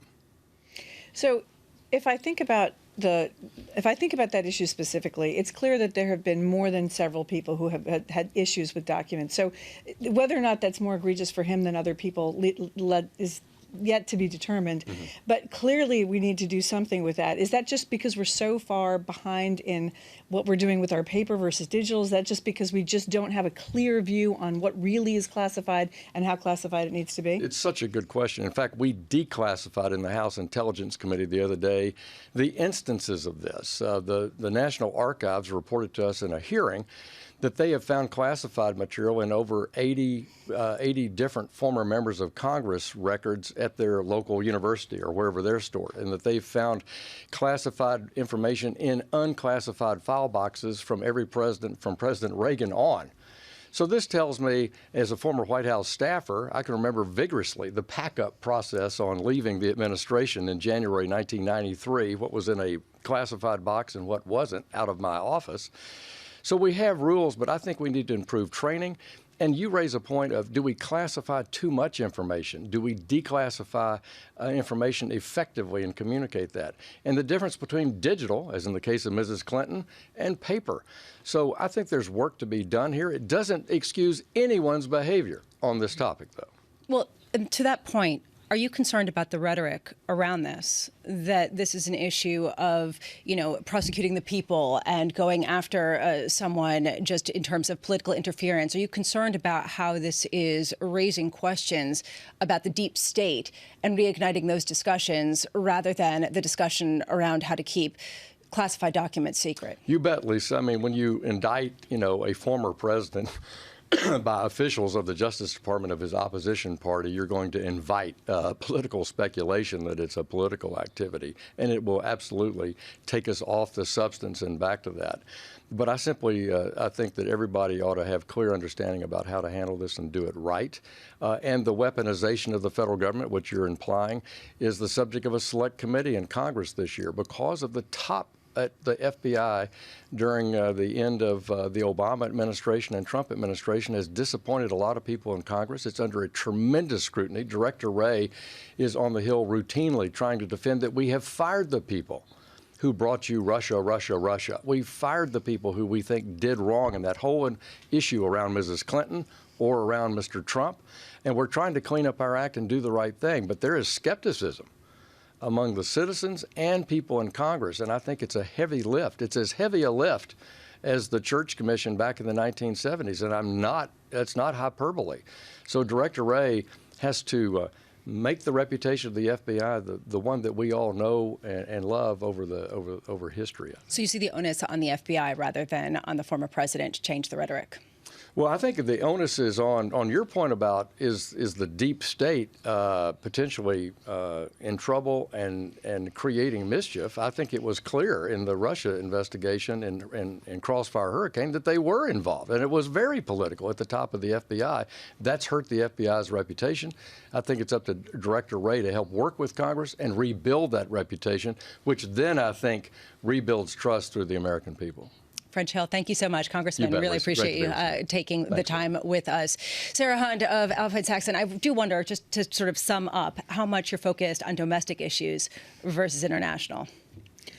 Well, domestic issues are going to be that's going to affect the economy. So for us, that's very important because we are also fundamental analysts. We want to know what's going to happen with our companies and with and with the economy. I think that it's hard to game out right now how the politics are going to go. I think the whole country is exhausted by the idea of two people who already had this fighting this out again. But I don't see right now what's going to change that. But we've got some time before that happens. Sarah, thank you so much for being with us. I can't tell you how wonderful it was to have you. Coming up in the next hour, Neela Richardson, chief economist at ADP, as we parse through the labor economy in the United States and whether it is tightening up or loosening a bit. From New York, this is Bloomberg.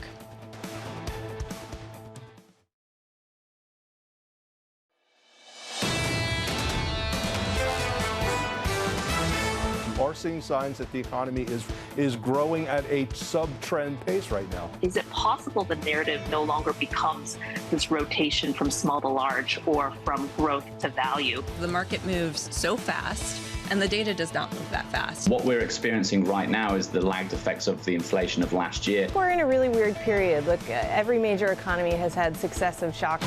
This is Bloomberg Surveillance with Tom Keene, Jonathan Ferro, and Lisa Abramowicz. Perhaps people are just sick of worrying. Good morning. This is Bloomberg Surveillance, Bloomberg Television and Bloomberg Radio. Tom and John both off. Lisa Abramowicz here, and I am so happy to say that I am here with Neela Richardson for the hour. She is chief economist at ADP, and that seems to be the feel today. Everyone's just sort of taking a breather after getting it wrong, looking around, saying, you know what, let's buy stocks, because we are seeing the biggest rally for the week going back to March when everybody was worried about the banking crisis. Neela, welcome. Is there reason to feel optimistic, or is it just simply there's no reason to feel pessimistic? You know, the sun is shining. It's Friday. And when you asked me to join you for an hour to catch up, I didn't realize it was going to be on air. So I'm thrilled to be with you well, surprise. Today. Welcome. Yeah, we're seeing some good economic news. It's just when you look too closely, just like when you look at the sun, the glare of that can be really irritating. As long as you don't look directly at the data and what's underneath it, and what could be brimming for the future, you're fine. You can enjoy the weekend. Incredibly not encouraging for what's actually going on. And we will dig into the data, which is what Neela does every day. What did you call it? A pause of pessimism? It's a pessimism pause. Love it. I think that that's really kind of where we're at, which raises a question of, okay, let's get blinded a little bit and dig under the data. Do you think people are missing the forest for the trees a little bit? Well, if you're focused on the short term, you're focused on the Fed action.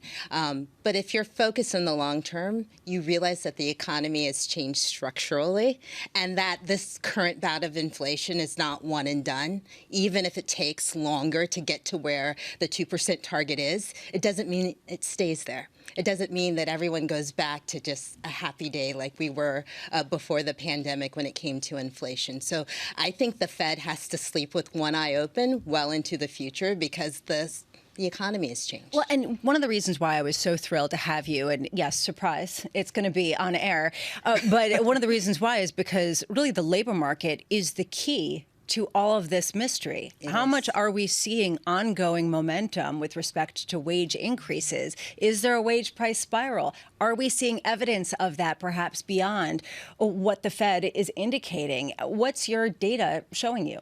Well, wage growth peaked last year, and I say that on the basis of 25 million workers that we provide payroll services for. It is clear that that double-digit momentum that we saw that moved sideways towards the end of the year, that never decelerated despite all the Fed interest rate hikes, is starting now to decelerate. And that is good news. There's no sense that there is a wage price spiral brewing right now. Inflation is still too high. Wages are, though decelerating, still higher than is consistent with a comfortable level of inflation. So, but we have seen progress, and that's good news in terms of the wage price spiral issue. So coming up later in the show, I am going to be speaking with Neela about AI and whether we're all not going to have to work again. And we'll get into all of that and how much that's going to transform the labor market. I'm sure you're thrilled for that. Right now, in markets, just to give you a state of play on a quiet day after a pretty big week, we're seeing basically stasis on the S&P. Are we talking about 4,500? I remember we were talking 4,300. Can we get above that? And now we're talking 4,500 and beyond. Meanwhile, the euro is stronger stronger versus the dollar, versus the yen, the strongest versus the yen going back to 2008, versus the dollar, 109.61. This is the one theme of the week.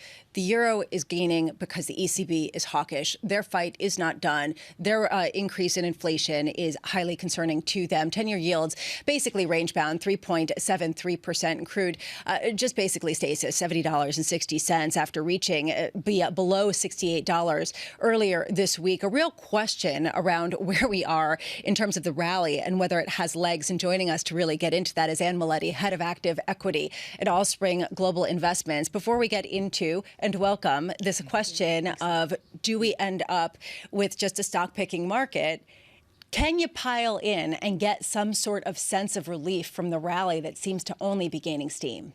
It's a great question, Lisa. And I think the hardest part for investors is, do I stay on the sidelines or not? And we were talking earlier, is the market really pulled and drawn by emotion? And it is. It always has been. And so investors have to fight that emotion every step of the way and remain disciplined. And I think despite all of the kind of chaos that's happening around us and outside of us, within the economy, with the Fed, with global unrest, I think it's brought a lot of focus to our investment teams, and what they're looking at is the narrow focus on which stocks you want to own. I think investors, when you're out of the market, you have to be really careful about when you get in. What I tell people is, regardless if, overall there's negativity or positivity, you really want to always have some allocation in equities. So let's pick some stocks. NVIDIA, Yes. Meta, Tesla. You like all the popular ones. No, Lisa. I'm just wondering. I mean, how do you basically understand what valuation even means at a time when things are going to the moon based on promise of future invention? Yeah. I think what's been really interesting is the flow in that we're seeing into equities is going into index funds, right? Most importantly. And when that happens, investors are buying more of the big names and paying a lot more for those names. That's just the way it works. And so in a way, active managers are a little bit trying to not fight that trend. We own some of those names too, but we're also trying to find those names that haven't been recognized. We're really, like mining for gold right now. There are opportunities that do exist out there. In an emotional market, where do value stocks come in? Yeah, it's a great question, Neela. And, as you saw in the beginning part, actually last year when the markets really started to kind of pay attention to value, there were good reasons for it. Multiples were compressing, and that's when investors went to value. I like to think about it like, don't discriminate between value and growth, right? You can buy high quality goods at a good price. So I kind of like to say, I like to shop at Saks or Neiman's, just don't like to pay full price. I kind of think our investment teams like to do the same thing, right? They want to buy quality companies, but they want to pay a good price for them. And there's real opportunity to do that now. So I would say don't discriminate between value and growth. I just wonder, what does even value mean? Yeah. I mean, honestly, no, I'm serious. I was talking to some people and they're saying that basically conservative stocks, defensive stocks, value stocks, everything's tech. I mean, that's basically what everyone is saying. So at what point do you start to say, well, maybe we're just falling behind? And if you own the broader index, well, at least you'll catch the stories that might come out of nowhere and blow up the index. Yeah, it's a great point. And, over the years, people have categorized value and growth separately. But as you know, we've had big industries change from, we've seen energy be a value industry and energy be a growth industry. And so I think investors have to kind of frame that up. And I think, Lisa, you did really well. Any category, any company can move from value to growth at any time, which is why we kind of face the individual stocks, individual companies, and look at what we're paying for them. Just quickly here, going into the second half, we've gotten a lot of reassessments. A lot of people are just getting more bullish. That seems to be the theme pretty much across the board, with the exception of Mike Wilson. But I'm wondering, from your vantage point, how you're shifting either the names or your thesis heading into December. Yeah, it's a great question, Lisa, because clearly, I think the last time I was on the show, I said we expected the rally to kind of either spread down market cap, which we have started to see a little bit. We would expect that to continue if the rally is going to continue. Investors are going to flow more broadly into the market. But again, I think our investment team's focus is looking for those unique opportunities, trimming names where the valuation just doesn't make sense. Because what we do is all about risk versus reward, and really trying to set up our investors to protect them against big risk and focus on reward over time. Because again, the future's pretty foggy.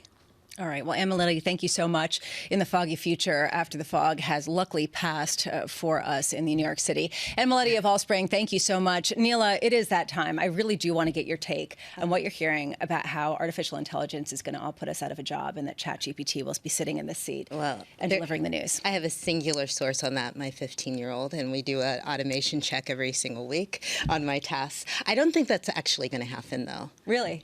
Maybe we'll have more vacation time. That's the hope. Maybe we get off of work 2 hours early. Maybe you can do surveillance in 45 minutes instead of 3 hours. I don't know. But what the promise of AI is to automate certain tasks, not necessarily jobs. The more variable the job, the harder it is to automate, no matter what the job is. And so the idea is that AI, we're still at this precipice of choice, whether it's labor saving or labor enhancing. If AI increases the productivity of the worker, and we know that we're in a productivity slump that we haven't seen since we've been tracking productivity in official government statistics since 1948. 5 consecutive quarters of productivity declines. AI has the promise to not only reverse that trend, but to accelerate productivity growth. So I'm really excited about it.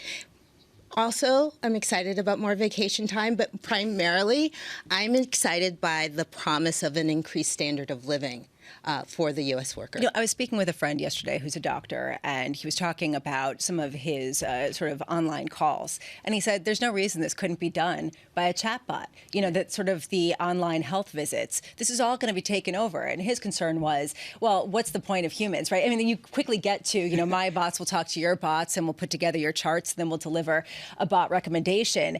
What's the distinction between layoffs, though, and, you know, something that is more of a productivity boom?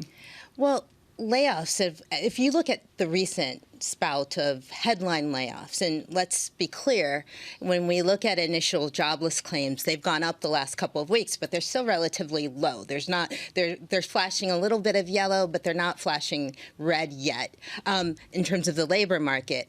But when you look at that kind of right sizing of your headcounts, especially for large firms that hired aggressively last year, that's very different than the long-term investment in an AI. And you know, AI needs people, unfortunately. Otherwise, it would be like mass adoption very quickly. You need people to adopt that technology, which means for companies, you have to skill up your workforce and enable them to deploy that AI. So it's not just that this innovation happens in a vacuum. People actually have to use it. They have to be trained to prompt properly and get the right answers, make the right decisions. You still need people for that.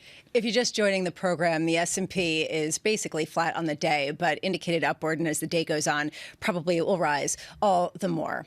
We are here with Neela Richardson, and we're talking about artificial intelligence and how that will transform the labor market. And you mentioned your 15-year-old, and I have a 14-year-old who similarly is my early adopter and uses ChatGPT for a lot of the schoolwork.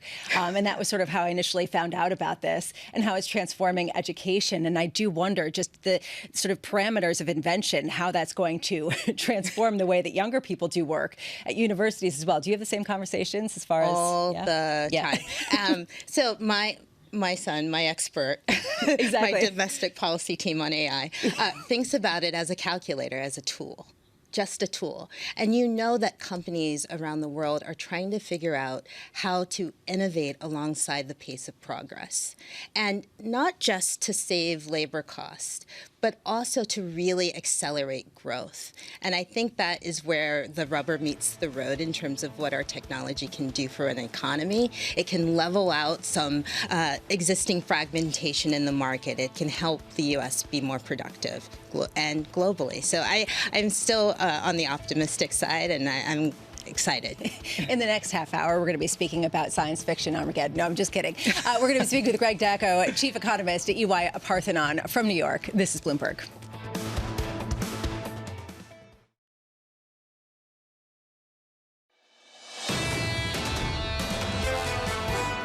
It's not a market that has been helpful to anyone in the macro space. It really will be a problem if growth remains in the doldrums like this for, let's say, the rest of the year. You can't ignore growth. Growth drives inflation. Inflation drives central banks. But what we're experiencing right now is the lagged effects of the inflation of last year. Jordan Rochester of Nomura basically trying to understand the macro mush that we're involved in right now, trying to understand and parse through all of the spaces right now in markets as they try to parse through the macro mush. The one aspect that stands out is a stronger euro versus pretty much everything. The dollar is cross. We're seeing a gain of 0.2% after a pretty big whipsaw upward. The ECB more hawkish than the Fed, $1.96. We're seeing, or €1, excuse me, the cross 109.68. We're also seeing basically a lift in crude after it hit a low of $71, and that was on crude, and on the NYMEX, much lower than that, lower than $68 earlier in the week as we try to parse through. Joining me today, Neela Richardson, joining from ADP, chief economist there, Tom and John, both off today, and trying to get a signal from the noise. Are the commodity spaces giving anything to us right now? You know, they're staying put in terms of the inflation story. I think there's something to be said for that because remember, they were the first driver of inflation right after the start of the invasion of the Ukraine that expanded throughout that country. So they are giving us that in terms of the overall CPI index. There was a risk at that time that the energy increases would spill over to the greater economy and make the inflation story much worse, make it more than just about the supply chain bottlenecks in the goods sector. We haven't seen that. Where we're seeing the inflation is really on the labor side. So if we're heading into the summer driving season, we're heading into high temperatures again in terms of energy consumption. So something to watch for sure in terms of the consumer budget. And this has been sort of the question mark of why there hasn't been more commodity price inflation if the economy has held in. And it's something that we keep hearing about with respect to oil having dropped about $13 a barrel if you take a look at crude on the NYMEX in the past 2 months. Julian Lee joining us from London, Bloomberg oil strategist. And Julian, from your vantage point, do you understand why there has been such a substantial drop-off in pricing, even with additional cuts from Riyadh? I think there are a number of factors that are playing into this. I mean, there are clearly worries about economies in America, in the Americas, and in Europe. There are certainly suggestions that supply from a number of countries has held up much better than people had anticipated, and indeed in some places is unexpectedly growing. If you look at the volumes of oil coming out of Iran onto the world market, coming out of Venezuela, and indeed still coming out of Russia, despite sanctions on all those three countries, their production has held up much better than people anticipated, and that's giving a healthier supply picture, even as the big forecasters are tentatively increasing their demand estimates for China in the second half of the year. And there are still big questions around that Chinese growth. How much, Julian, is oil losing its clout as a macro play? How much are people focusing more on the supply, the demand, the holding of oil and the costs incurred, rather than using it as a way to express potentially slower growth? Well, I certainly think that, you know, with the cost of financing oil trades and financing oil storage rising as interest rates increase, you no longer have this, you know, this almost free storage of oil or this sort of free carry of oil. And I think that does have an impact. You know, when we had these ultra low interest rates, there was a lot of money virtually cost-free that could be invested in oil. That isn't there now. I think that has an impact. And I think that the huge sort of global macro uncertainties is playing into this too. Yeah, I'd like to follow up with that, Julian, on energy demand, because we're looking at a global growth picture that's slowing this year.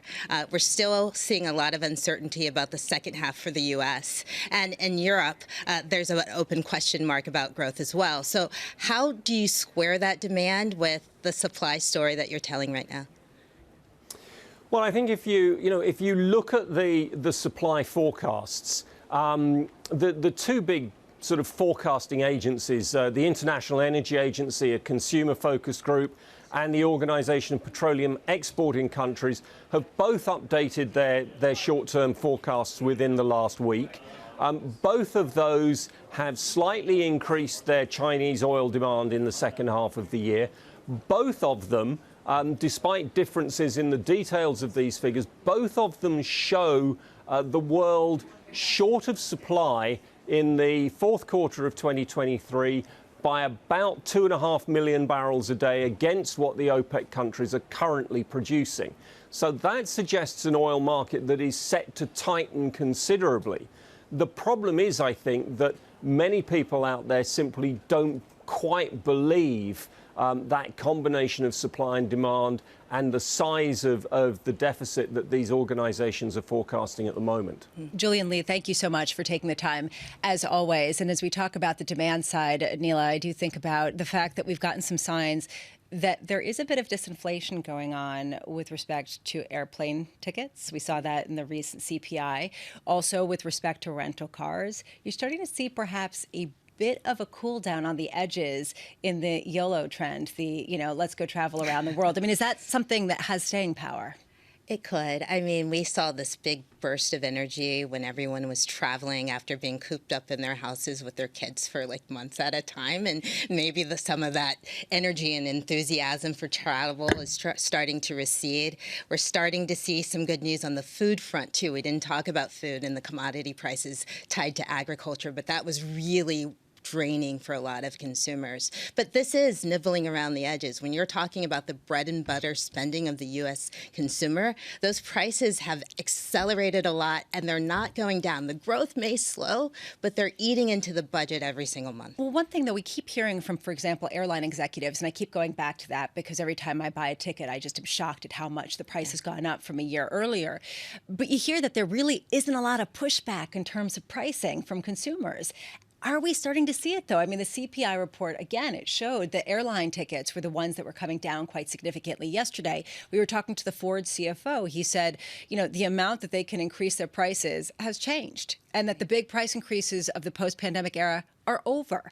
I mean, how much is this people shifting back to a more even goods and services type of spending dynamic? We've seen the transformation of the U.S. consumer. We saw it twice. We saw them transform from going from mostly services to goods, and now we're seeing them head back into services. We're also seeing them more independent about their travel. Now there's cars, now there's trains. People are feeling better about public transportation now that the healthcare crisis has receded. So there's more options now. Business travel is starting to pick up again, so that's good news. I haven't been on an empty plane in quite some time. Every plane ride I've had has been jam-packed. But where do the consumers show up? The consumers are still price takers in this market. It's hard for the consumer to weigh in with their demand expectations right now. They're not making headway in any market, I would argue. Doesn't it surprise you that people come on and they're like, demand just isn't picking up for fossil fuels? And then you see everyone with these packed planes. You see people traveling in cars. You see all of these things. Doesn't it raise a question in your mind? There's a lot of questions that are raised in my mind, honestly. Well, no, there's not a lot of coherence here. I'm trying to put it together. The structure has changed, the consumer has changed, but I think what you're seeing is a consumer who is trying to hold the line on their budgets. If you look at the savings rate, we know there's a lot of cushion there, but we also know that debt levels are accelerating, that the student loan deferment is coming on board. So that extra money that you spent on the airplane ticket, you may not have it come October, for example. So there are a lot of things without good wage growth that is going to kind of push that demand story a little bit more for airlines. Let's continue this conversation with Greg Dacko coming up next, chief economist at EY Parthenon. This is Bloomberg.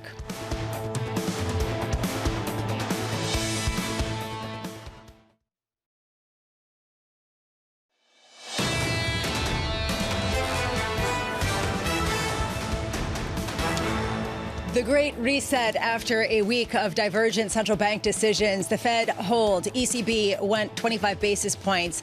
The Bank of China cutting, and the Bank of Japan doing what the Bank of Japan does, which is do nothing. And that seems to be where we are with yield curve control still in place in the markets. Stasis after a really tumultuous week, although indicating a little bit higher for the S&P, building on a rally that is the biggest since March, since before the banking concerns really came to a fore. We're heading up against 4,500. 44.80. The euro stronger versus the dollar, consistent throughout the day, throughout the week. 109.66, again, bumping up against some of the year highs. 10-year yields at 3.73, and crude, a little bit of stasis after getting as low as just north of $66 on the NYMEX, $70.84. I'm here with Neela Richardson, John and Tom, both off today on a well-deserved day off. It is not a sabbatical. It is not assignment. It is a day off, and it is deservedly so. Neela, wonderful to have you. And as we parse through the data and understanding how things are working, I'm looking ahead to next week. Housing market. We're going to get a whole host of different housing indicators. Yeah. The Fed characterized this as a market that was slowing down. Do you agree? No. I don't. This is one place where I see a lot of divergence, and I think that's been part of the market narrative, that the housing market would slow down in the second half of the year, and that would necessarily bring the CPI numbers down because of shelter costs being such a big part of the CPI. But if you look at housing from a long-term perspective, and I have been doing so for a very long time, you'll see that the supply shortages we're seeing in housing are structural. They are long-lasting. They didn't start with the pandemic. They've gotten worse during the pandemic. The labor shortages are intense. We see it in our own data at ADP. There is a lot going on with housing that is not cyclical. Even though we look at it as a cyclical indicator, it has structural holes right now. And I think that what's underappreciated is the fact that, one, the U.S. is chronically undersupplied, especially with affordable housing. And two, there's been a lot of new households formed over the last 2 years. In fact, we're at a run rate of 1 million more households being formed than was the case before the pandemic. I remember coming on and talking to you about millennials living in their parents' basements. Well, they've gotten out of the basement. They are ready. They are 40 years old now. It's time to move. They better get out of the basement. And so you're seeing an increase in household formation that is going to put pressure on demand.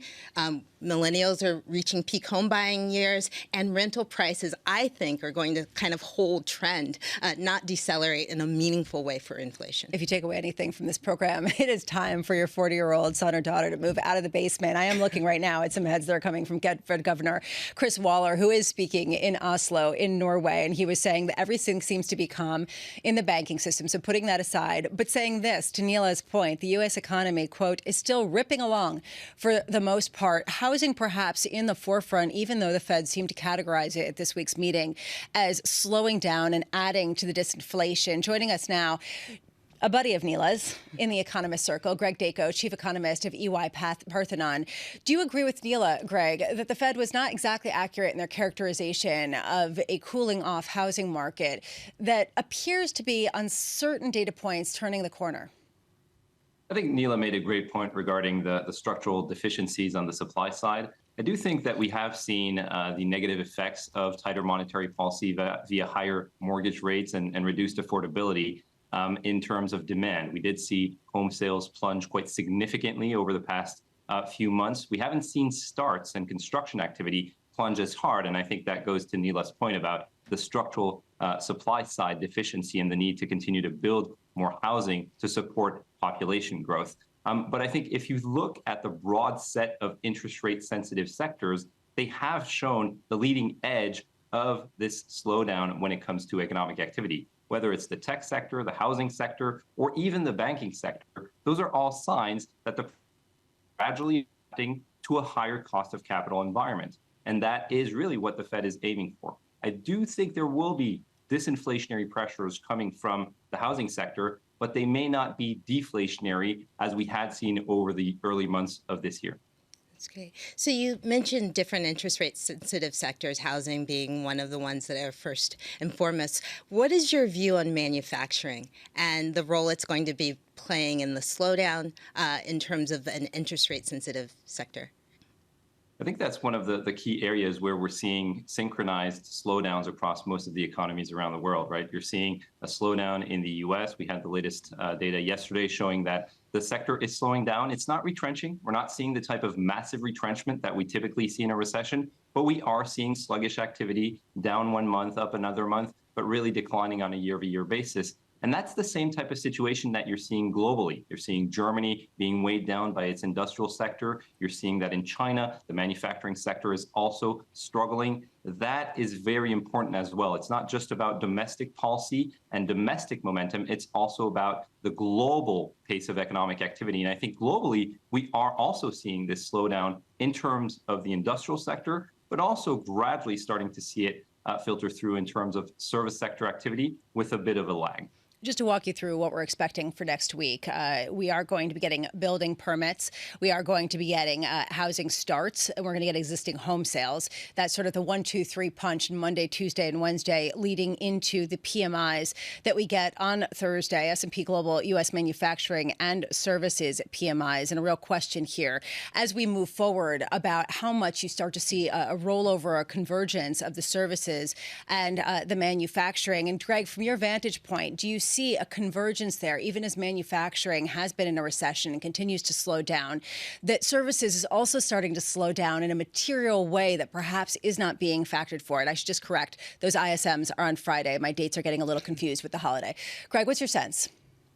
I think we will gradually see a slowdown in terms of service sector activity. I think you were talking earlier about what the consumer is doing. I don't think there's one consumer. I think there are multiple types of consumers, depending on the income, where they stand on the income spectrum. And we are seeing more caution being exercised at the lower end of the income spectrum. The bottom 3 quintiles are exercising more caution. They have less of that savings buffer. They're experiencing more cracks in terms of their credit foundation when it comes to household finances. And the top income quintiles are not immune to higher prices, higher interest rates. And I talk about prices here because we as economists talk a lot about inflation coming back down to 2%.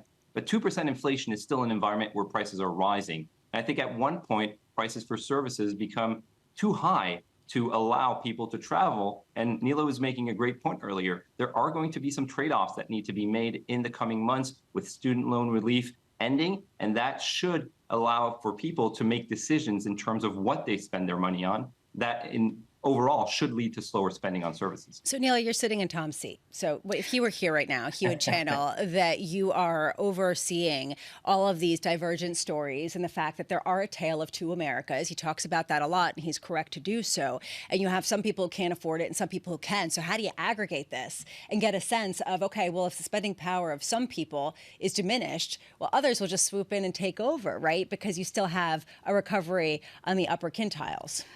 The core of a rotten onion is still rotten.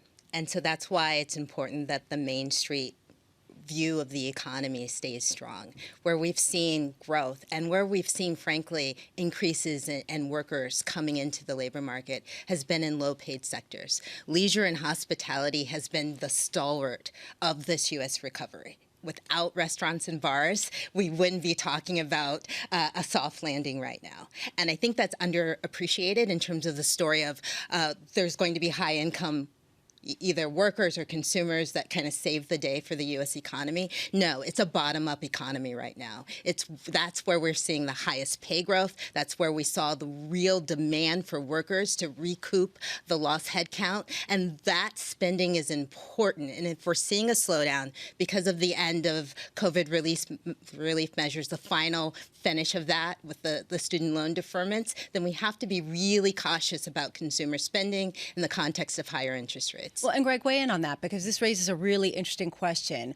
Are the lower quintiles the leading indicator at a time when you do see some of the lower end retailers struggle with margin pressures and difficulty passing along price increases with really crimped budgets among their population? Is this a leading indicator as potentially that cohort ends up running out of their savings sooner and possibly in the next few months? Yeah, I think that's right. And just to make a point, Lisa, about your comment about Tom, I think Nila is much better looking than Tom. You're being too kind to Tom there. But in terms of the economy, we usually have this 60-40 split The bottom 60% of income earners do about 40% of consumer spending, and the top 40 do about 60% of consumer spending activity. Those top quintiles have been doing more than their fair share in this environment. And I think we have to be very cautious about how the outlook's going to play out. We have an environment where we are seeing slower appetite for growth, slower appetite for investment in a higher interest rate environment that will first and foremost apply to smaller businesses, and that will lead to less employment growth. But we're not expecting the type of retrenchment that we've seen in the past when it comes to the labor market. I think one of the reasons is that the value of talent has shifted post-pandemic, with employers having spent so much time hiring, training, and retaining their talent. They're very much reticent to let go of that valuable source of employment. And so you're not seeing the type of massive layoffs that you've seen in the past. Instead, you're seeing hiring freezes or strategic layoffs. And that is the main reason, I believe, why what we're seeing today is a gradual cooling of the labor market and a gradual cooling of consumer spending growth and overall final demand. Greg, I think you make such an excellent point about small business and job creation, and we know that they have been the engine of growth. And we're seeing it as well in the ADP data, that small businesses are really filling in the gap for larger firms who have retrenched their hiring right now. So my question is, given what we know about the strength of small businesses in their hiring right now, but what we know what's to come in terms of higher interest rates possibly in the future, can the Fed engineer a return to 2% target with unemployment less than 4%, in your opinion? I think it might be difficult, but I don't know that we necessarily need to go to 5, 6, 7, 8, 9% as we've been in the most recent two recessions. I think there is sometimes a little bit of a near-term bias in terms of our expectations of any type of slowdown. So I think we will likely see inflation with a 3% handle on the CPI next month. So we're not going to be too far from that. We know part of that is coming from energy and food prices. Core inflation is going to be a little bit stickier, but likely to come back towards 2%. I wouldn't be surprised that what we have is really a sluggish economy without necessarily having a deep recession, and inflation gradually falling back in line with the 2% target. Yeah. And we know that the Fed is going to tighten monetary policy on an ongoing basis and maintain rates elevated, which is very important in this context of achieving 2% inflation. Greg Dacko of EY Parthenon, thank you so much for being with us. If you're just joining the program, the S&P is up, and it continues to go up the more the session goes on, up about 0.25%. We are here with Neela Richardson, and I'd love you to weigh in on that, this basic idea of a soft landing, which is essentially what Greg was talking about, this idea that you could see just a slowdown, a sluggishness, not necessarily recession, an increase in unemployment, but definitely a little bit of softness, but with inflation coming lower. This is what the Fed wants. I think that the sluggishness is my base case of the economy, with inflation going down slowly. I mean, there's been a lot of talk about the soft landing, hard landing. I feel like, and this is a little controversial, the economy has already landed. We're seeing inflation decelerate, and we're seeing the job market hold up. But we're still on the tarmac. We haven't been led to the gate. We're just sitting on the plane waiting for exit because we're still waiting for that 2% target. So we're landed, but we're not off the plane. And that's how I see the U.S. economy right now.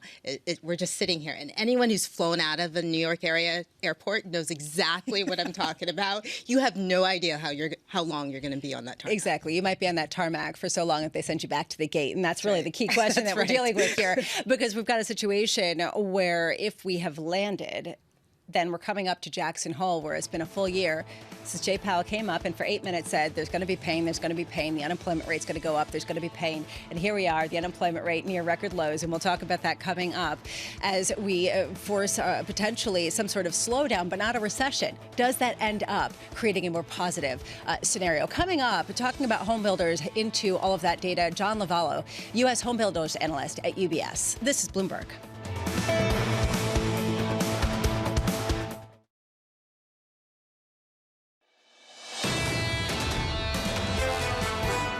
Those that have that 3%, 4% mortgage are going to be very reluctant to give up that interest rate. They have equity in their home. They have equity in their mortgage. So this is new demand. This is a lot of the unraveling of doubling up, people that have lived at home for with their parents for an extended period of time. That was Stuart Miller, Lennar Executive Chairman, talking about 40-year-old millennials moving out of their parents' homes and their basements, as we were hearing from Neela Richardson, who's alongside me today, of ADP, chief economist there. And we were talking about home builders, and let's just put this into perspective.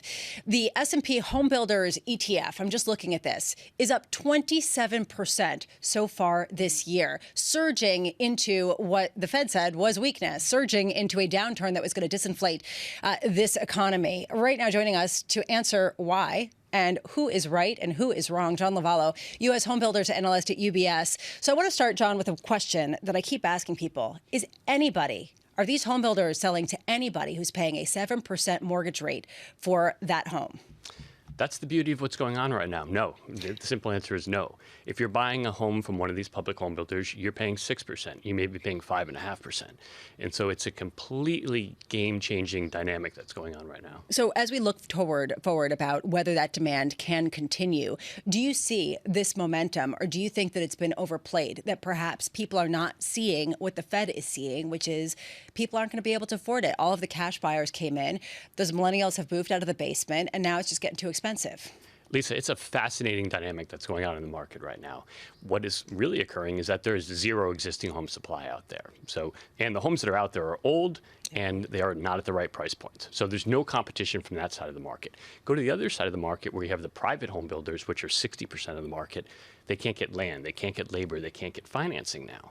And so the demand that's out there, and albeit it's less demand than it has been over the past couple of years, it's all being channeled towards this group of public home builders. And that's where we're seeing these massive market share gains. Such an important point about the aging of the housing stock, the number of units it takes just to replace deteriorated homes, underappreciated story for sure. I think the real question to me is there's so much about how interest rates are crimping demand, but no one talks about how interest rates affect supply. And I think the median mortgage rate in the U.S. right now is around 3%. Homeowners have about a 3% mortgage rate.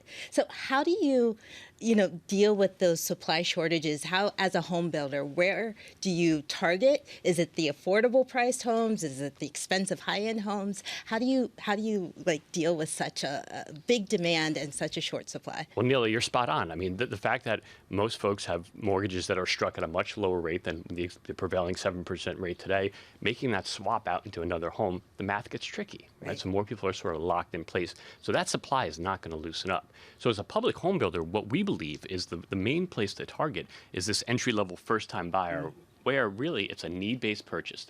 You're maybe getting married, having children, things and life events that necessitate more space. And that is where we believe, that's where the demand currently is. And that's where we believe the real kind of tail to this will be as well. Okay, hold on a second. Not to push back, but to push back. I mean, I'm thinking about the people who I know who are creating homes and having babies and paying off student loans and dealing with jobs where they haven't graduated into more senior levels where they're getting paid, and they cannot afford any of these houses. I don't understand where that demand is going to come from unless prices come down.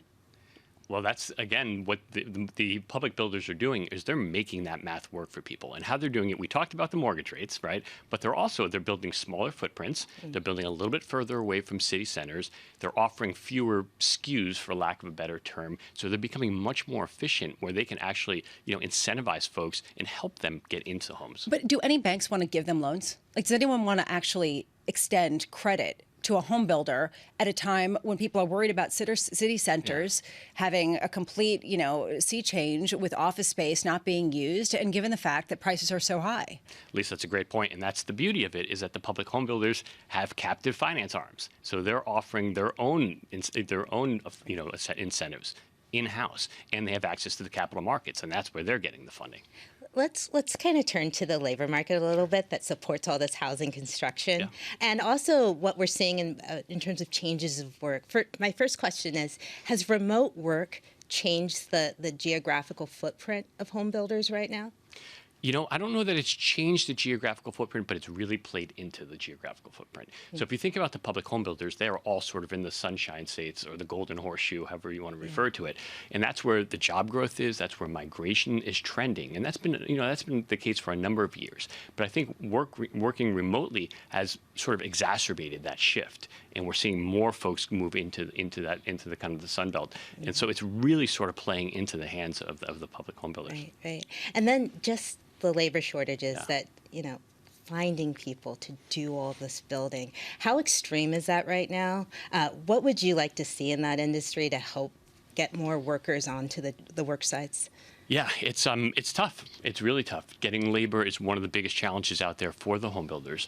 I think that's where size and scale become increasingly important. And again, the public home builders are well positioned for that. I think what is needed is that this is an industry, if you think about it, that hasn't changed in 100 years. Right. We're still building a house the same way we did stick framing it on site. No AI here. Well, actually, it's a good point. Well, not yet. Because you get modular homes that get built. You know, this is actually true, right? This is the point, is that some jobs you cannot replace with artificial intelligence. I just want to give you a viewer writes in. So y'all think millennials went from living at home with parents to paying for highly overvalued homes with all cash. For real. I mean, there is this element of, are you joking me, that this is sort of what's going to continue fueling demand, especially at a time when in certain of these Sunbelt areas, insurance companies are not covering the housing insurance anymore, simply because of different weather threats and other things, and people are starting to migrate back. I mean, at what point do you start to see a real softening and potentially housing supply coming back online? Well, maybe to take the last part of the question first, to get housing supply to come back online, I think we're going to see interest rates need to come in pretty meaningfully. And that, you know, that's anyone's guess. You know, I think in order to sort of loosen up, if you're a homeowner that has a 4.5% mortgage, making that swap into 7% is tough. If rates come in, maybe that loosens that up. But I think, you know, your question on the millennials is a good one. What I would say is that millennials are, again, reaching that prime home ownership age of, call it, you know, 30 to 35 years old, and they're having life events. And I know the math is tough, but to the extent that they can make things work and the public home builders on their side trying to make it work, I think we're still in for a good market. I love that. Having life events, sort of, you know, having a kid, get married, doing whatever, moving, getting a job. Just quickly, to follow up on what you said, that to get supply to come online, you have to see interest rates come in meaningfully. You have to see mortgage rates come in meaningfully. Does that mean you expect prices to fall when interest rates come in? There's just no supply out there, right? And so I think that's what's really been buoying home prices. And we don't expect a big decline in home prices. I think, you know, if you talk to the public home builders, they'll tell you that their average selling prices come in about 10% from the peak, but the peak was high. And so if you look nationally, home prices are pretty flat on a year-to-date basis, and we don't see a big change in that. So it is a tricky scenario to make that sort of affordability equation work. And again, that's why it's so good to be a public home builder today, when you can offer that financing. John Lovallo of UBS pitching the home builders quite clearly. Thank you so much for being with us. Neela, do you agree with that we're not going to see any material shift lower in prices, at least on average? I mean, in pockets around the country. Not nationally. I mean, what you're seeing is fewer sales. And so you're seeing a market that's shrinking because there's no supply, and that's pushing up the house prices. Just because prices are rising doesn't mean everybody's buying, right? And what we need is more supply. We need more affordable housing. I think that's the most beautiful thing that we heard, is that the entry point is more affordable than it was at different parts of the last 10 years, where a lot of builders were building at the high end. So I think that housing is the must-have data tool of the summer, because whether goes housing, goes inflation, goes the U.S. economy. It is the bedrock. So do you think that it is going to slow down, or do you think that we are at a tipping point where it's heating up and a lot of home builders are figuring out tools to bring down rates? I think it's lumpy. I think every new hit to interest rates causes a pause and a step back from home buyers, and then they just kind of swallow it and they step back in because there's no alternative. If you got 2 kids and 2 dogs, you need a house, and that's for most people the reality. They make the math work. The problem is the finances are now becoming more and more constricted. So it's a real issue. This housing bottleneck, we talk a lot about bottlenecks. The housing bottleneck, it's not just a bottleneck to the homeowner or the home buyer. hire. It's a bottleneck to the labor market. You can't get people to move to where the jobs are, especially as more firms go in office. So it's an issue, I think, that supply can help solve. So with the data points of the summer will be the housing. And I will say, if you've got 2 kids and 2 dogs, I know that Tom would probably pick the dogs. But I'm sure that a lot of people will be making a lot of decisions. Neela Richardson of ADP, thank you so much. It's a pleasure having you on with us. It's wonderful to be here with you. Coming up, we're going to be hearing from Kristalina Georgieva, IMF Managing Director. That conversation coming up at 10:30 a.m. as they parse through fiscal versus monetary, something they've been incredibly focused on. From New York, this is Bloomberg.